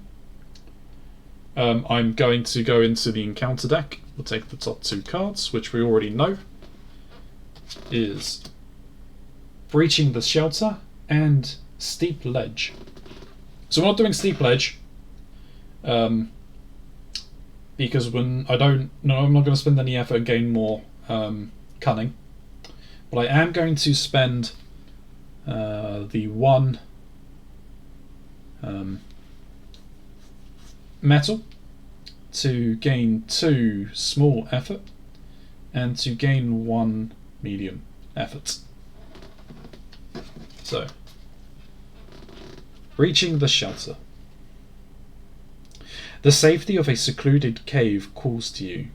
You debate whether to part with some of your metal secure footing in the climb, so you can rest.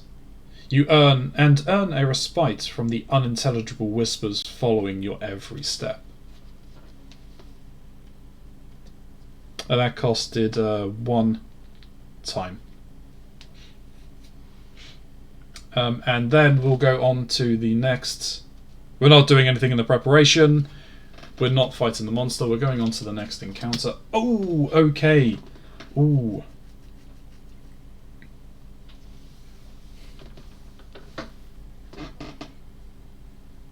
Do we go for the rusted armor or do we get the slithering snake?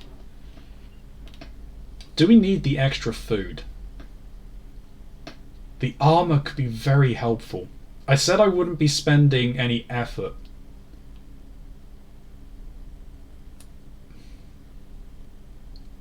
I think gaining the armor is actually probably the better option here.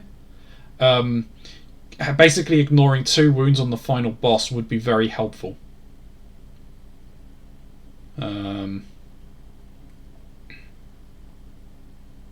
Because I can always just scavenge for the food, and we have the Moss Eater, so we're still technically fine on food right now. We're still making the end condition.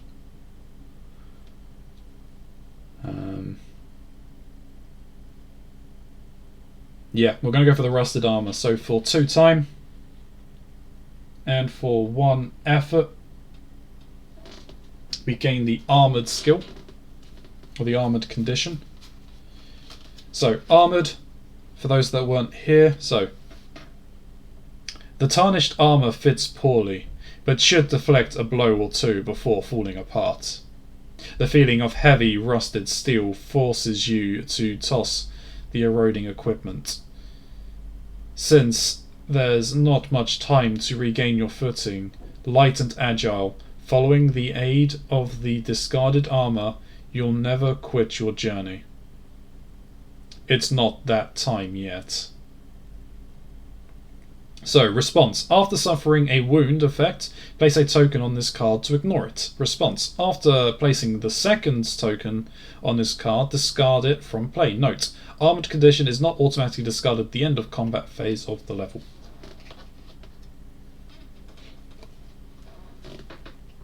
So we have armor now.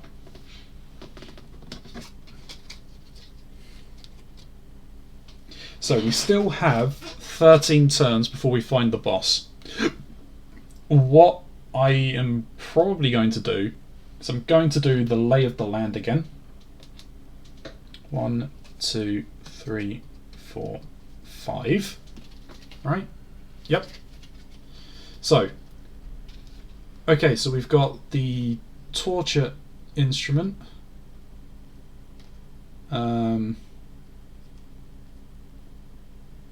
Which spends effort and we gain a piece of metal, or we can discarded weapon. We become committed to the next card and we gain metal.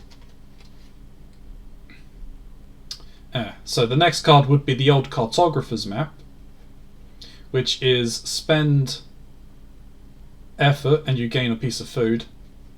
And then on the next card, next 2 cards, it would be cunning to gain 2 high effort, or spend small effort to gain 2 food. Well, it wouldn't be suspicious fruit. So, oh dear me. approach. We don't want to. We want to spend as little effort as possible. So it will be this. So it's 1, 2, 4 effort. That's 1, 2, 3, 4. That takes us down to 9. So we could still then. Yeah. Okay. That's fine. Yep. Yep. That's what we're gonna do. That is what we are going to do.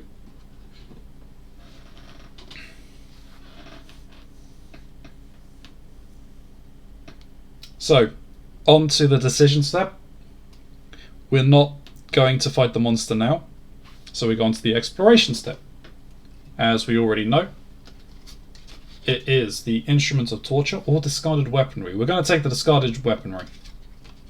So for 1, we gain 1 metal, but we become committed to the next encounter card. So what that means is, instead of drawing 2 encounter cards, you only draw the top card.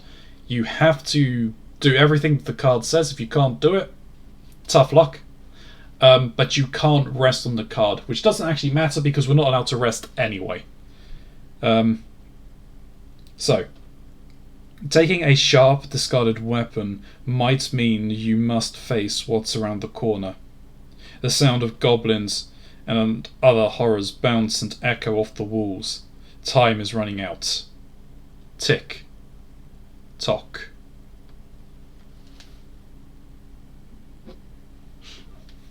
So, preparation. We're not doing anything in the preparation step. We are going to... we're going to go to the decision. We're not going to fight the monster. We're going to go on to the next encounter step, which is a committed card, so we only draw 1, and it is the Old Cartographer's Map, where we have to spend 1 time, spend 1 effort, and we gain 1 food. Samuel L. Jackson, TikTok motherfucker. Thank you, Mike.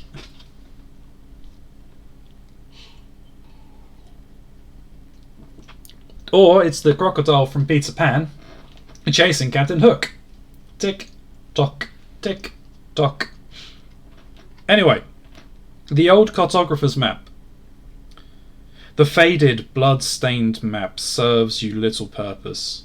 Remembering X always marks the spot. You orientate yourself to the adjacent room for food stores using a discarded key. Secret locations and walled-off rooms must protect certain valuables you will need later. Indeed. Alright, so the next step, we're not doing anything in this preparation. Decision, are we going to fight the monster now? No, we're not. Because we are going to pull from the encounter deck. And we were going to do the dark places. We're going to spend 2 on the time. Spend 1 cunning. Need to try and get my cunning back up somehow. And that gains us 2 medium effort.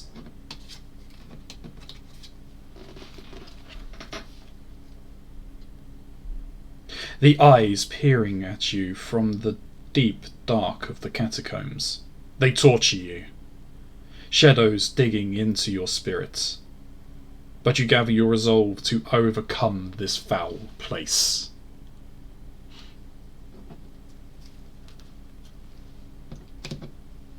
Alright.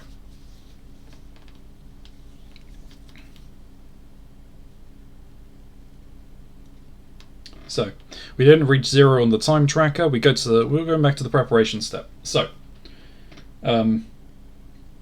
we don't know what's coming up, but we have 9 turns left. So, let us use our ability to get the lay of the land again. 1, 2, 3, 4, 5. Right, yep. We can't change the order, but we can see what's coming. So, so burying a friend, we can spend 1 of our medium effort to gain high effort, Or we could spend food to gain back 5 effort. We can spend one of our medium effort to gain food. Or we can spend one of our high efforts to gain 2 food and 2 effort. And then the final one is spend medium effort to gain wood. I think what we'll do, I won't do that, I'll do this. So spend 1, we'll gain some high effort. On the next one there, we'll then do that one to gain some effort back. And then when we go through 4, we'll do this one last time and see where we get to. I think that's probably best. Alright. So, decision. No, we're not fighting the monster. We're going on to the next. We're going to go on to the encounter. As we'd seen, we're either burying offend or ravenous hunger. I mean, gaining all that effort would be nice. It would be nice.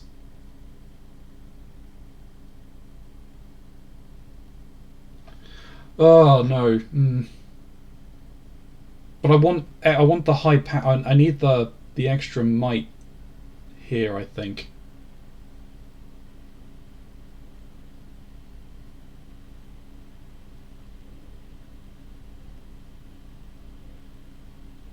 Yeah. Yeah. Alright, we're gonna stick with it. We're gonna stick with burying a friend.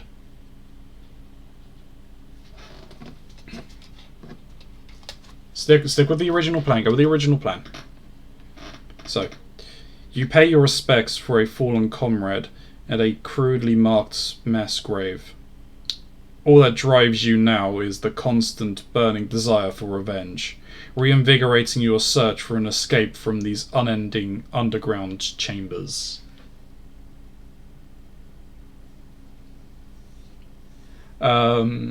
So we're going back to the preparation. Oh, that cost us one time. So we're going back to the preparation. We're not doing anything. Decision. We're not fighting the monster. We're going into the encounter.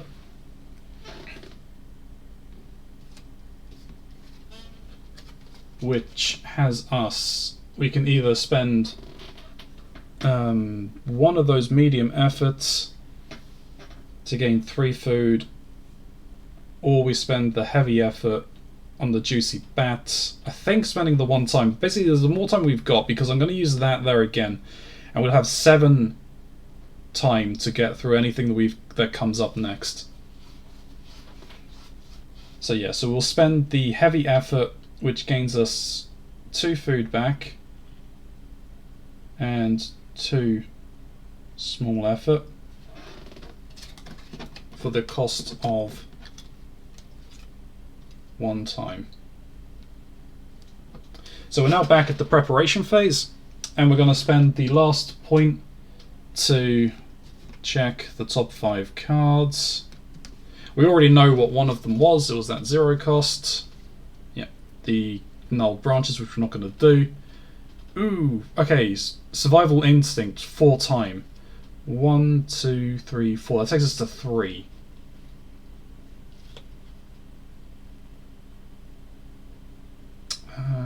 A fruitful hunt.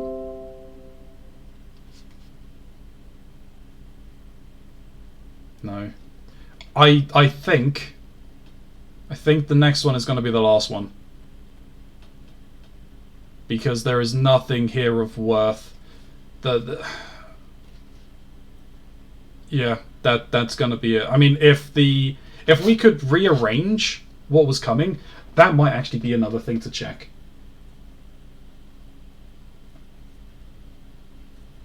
I mean, I'm assuming that it means that I'm not allowed to rearrange the cards. I'm assuming that we just see what's coming next. We can't change the order. Being able to change the order would be extremely overpowered. Because, I mean, if we could change the order, what I would do is I'd literally would just, like, switch those two. Just so I could gain more stamina, well, like, more effort back. Either way. This is going to be the final round for the travelling phase. So we're going to go into the next encounter, because the decision is we're not going to fight the monster. Excuse me. And we're going to be doing the survival instinct, spending 1, 2, 3, 4 time to gain 1 might. So, at a time of desperation, you stop to repair your weapon. Memories come rushing back of those who fought beside you, and you feel your grip on life tighten, finally finding what it takes to survive.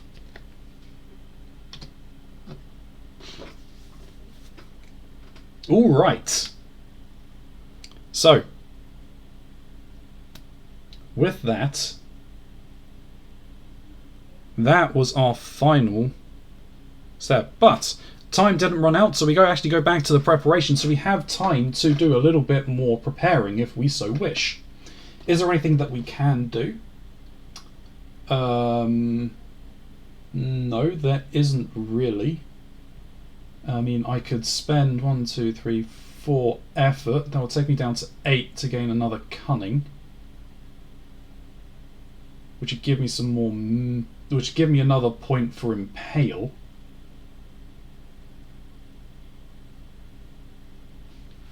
Which is another 4 points of damage, actually.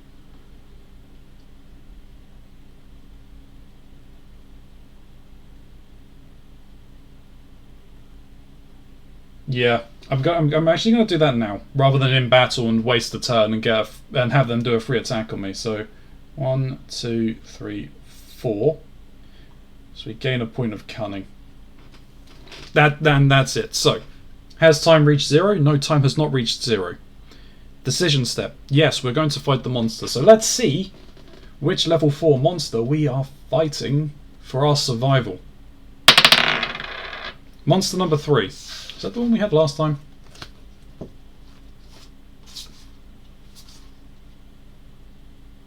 It is. It is. It's the fucking shaman again.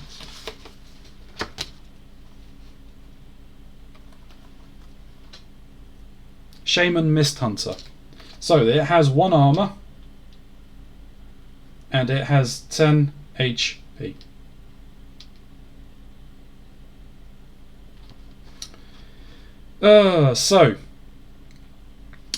Ambush. Well, it doesn't have the ambush, but we would have lost a medium effort, and all actions have an additional cost of small effort. But its passive is all attacks have an additional cost on the cunning. Jesus Christ. Alright. We'll read the flavor text again. A smoldering skull drips remains of an old potion onto the creature's green skin. Whenever she opens her eyes, an immense power emanates from within her. Something dark and terrible. A sense of defeat overwhelms and paralyzes you. Despite this, you search inside yourself to remember the rituals from your past to defeat this powerful resident of the dark. So, combat. Surge. Break the armor. Shaman gets +1 to all combat rolls. On a 2, it's a miss, it's a no effect. On 3, it's armor. Do I have anything that actually ignores armor? Oh no, I ignore all defend.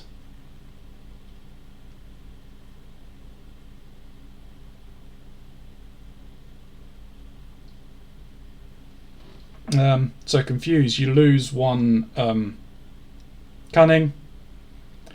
Daze, you lose 1 medium effort. Whack, you lose 4 effort. Alright, let's see if this one goes let's see if it goes any better this time. Probably not. Alright, So, 4. 1. Well, 1 poison, and then 2 effort. We deal 1 armor damage.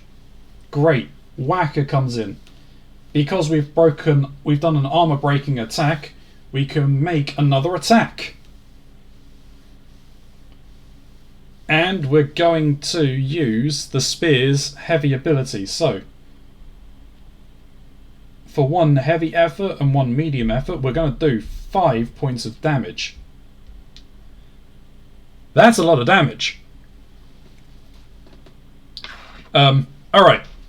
So, please give me... It doesn't even have a wound effect. Oh my god, it's because it's got whack. My armor means absolutely nothing here. Oh wait, it cost us... Shit, it cost us 2 freaking cunning to even do that. Jesus Christ.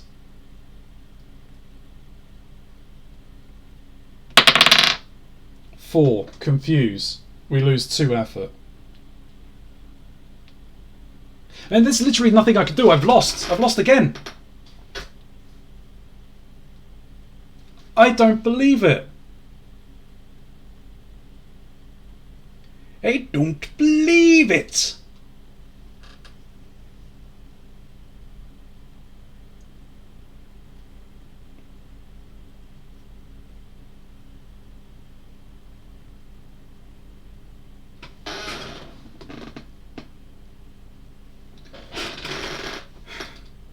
I can't believe it's not victory. I can't believe it's not butter. Oh, Jesus. By Jesus, Mary, and Joseph. I mean, that sucks.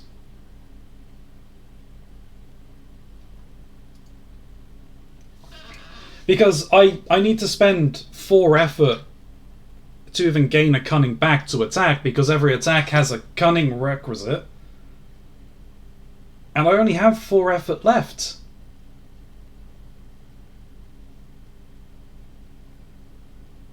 But even then, whenever I go and do an attack, I get poisoned, and the poison will kill me because I've got no effort left to do anyway. Oh man, this is brutal. This is great! Man, this game is hard.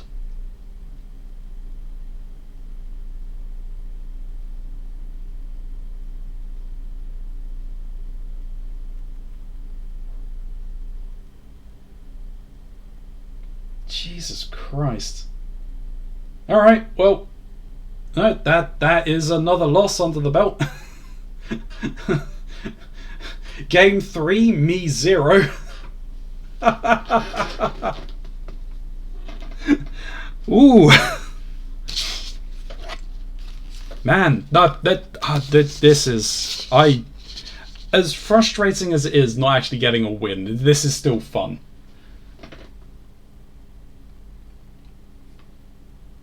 Should we go for one more? Should we go for one more? Should we just try the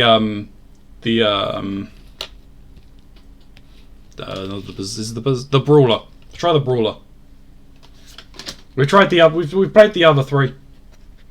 I mean, could you really say that I really played the sneak, considering just how badly that went?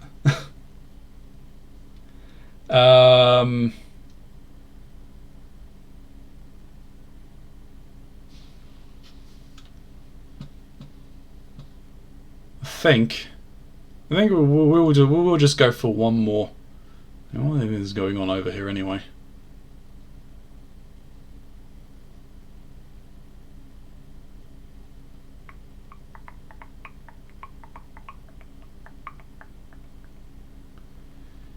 Nothing really going on over there anyway. Yeah.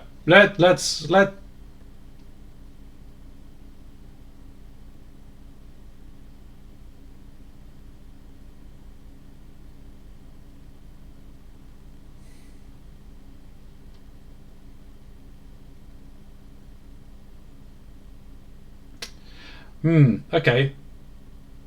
That's possibly another... That might be something I need to clear up, because it's not clear in the rulebook. I'm wondering, why would you even give the brawler levels if all of her abilities are responses? What would be the point?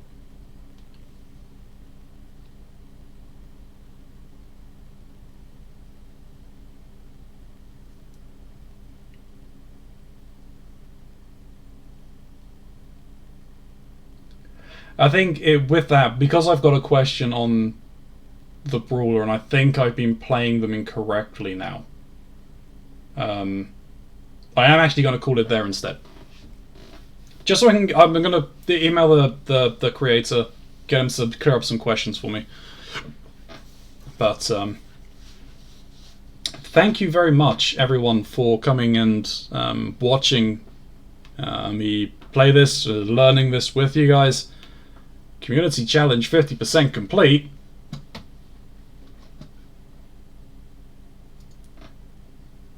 Oh, Mike, I assume you've contributed a few more points to Eternal Darkness. It doesn't actually tell me, because you've already contributed. But please, anyone else in the chat, please do consider contributing to those community challenges as well. The points are free. They're just here from whenever you're just sitting in here idle watching the stream when you're lurking. Thank you very much for joining on this journey. As I said at the beginning of the stream, the next stream tomorrow will be a Destiny 2 raid. I'll be damned if you don't play Eternal Darkness. Love that game. Yeah, no, I love that game as well. Who was I talking to? I was talking to someone recently who also said that they loved that game. I can't remember whose Twitch chat that was in. I might have been in Sky's, actually. We were discussing it. So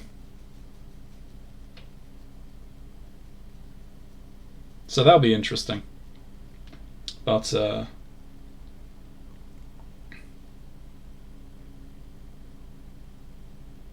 yeah, so what? So yeah, where was I anyway? Yeah, so tomorrow, Destiny, we're going to do the Last Wish, or at least try and do the Last Wish. That should be a little longer. It'll be on a Saturday, so I'll hopefully be able to stay around and we'll be able to finish it completely, so long as it doesn't go until like 3 AM. I do need some sleep. Then Sunday, we'll be back on the lasso. Monday will also be lasso as well. I might try and start those earlier, because obviously we're only just about making the 3-hour limit that my streams normally go for during the week. And these levels are probably going to get a little longer, a little harder. I'm not... New Alexandria is going to be a pain, because I remember that one being really difficult. And Long Night of Solace is just frustrating.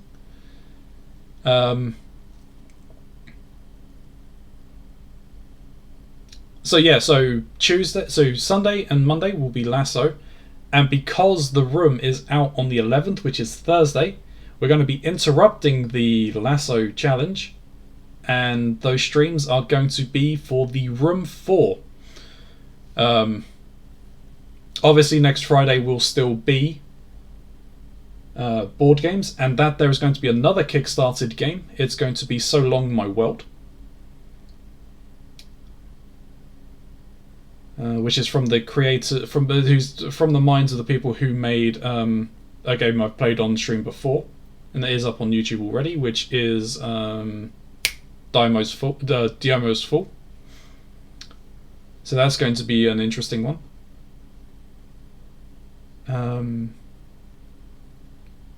So yeah. And please do consider coming along, joining the Discord community. The links are below. And because we've got some votes for actually what the next board game will be. or what's happening in when we start up season 2 of Arkham Horror. Currently, I believe, and let me just double check this, that the Curse of the Rougarou. Yep, it's still the same. Murder at the Excelsior Hotel and the Carnival of Horrors are currently joint, with 2 votes apiece. So please feel free to come over to the Discord, go vote on that, so you can kind of direct where my Arkham Horror games are going. It's always more fun that way, giving you guys some sort of control. YouTube, unfortunately, you will likely won't be able to do that, but please still come and join the Discord, because you can partake in future votes. We won't be raiding anyone. No, do not start, please. No, don't make any sound. Thank you. We won't be raiding anyone this evening. But thank you very much for watching. If you're watching this post on Twitch or on YouTube, please do consider hitting that follow or subscribe button in the relevant locations. If you are over on YouTube, please do consider hitting that thumbs up button or leaving a friendly constructive comment about how I completely broke the rules or misused the rules or abused rules in some way. If you do one of those things, it helps out with the algorithm for the videos being found, but if you do both, you will be very majestic people. Or better yet, please do come and view live and interact in the chat in here. You can contribute to our community challenges, which are going on until roughly the 23rd of February.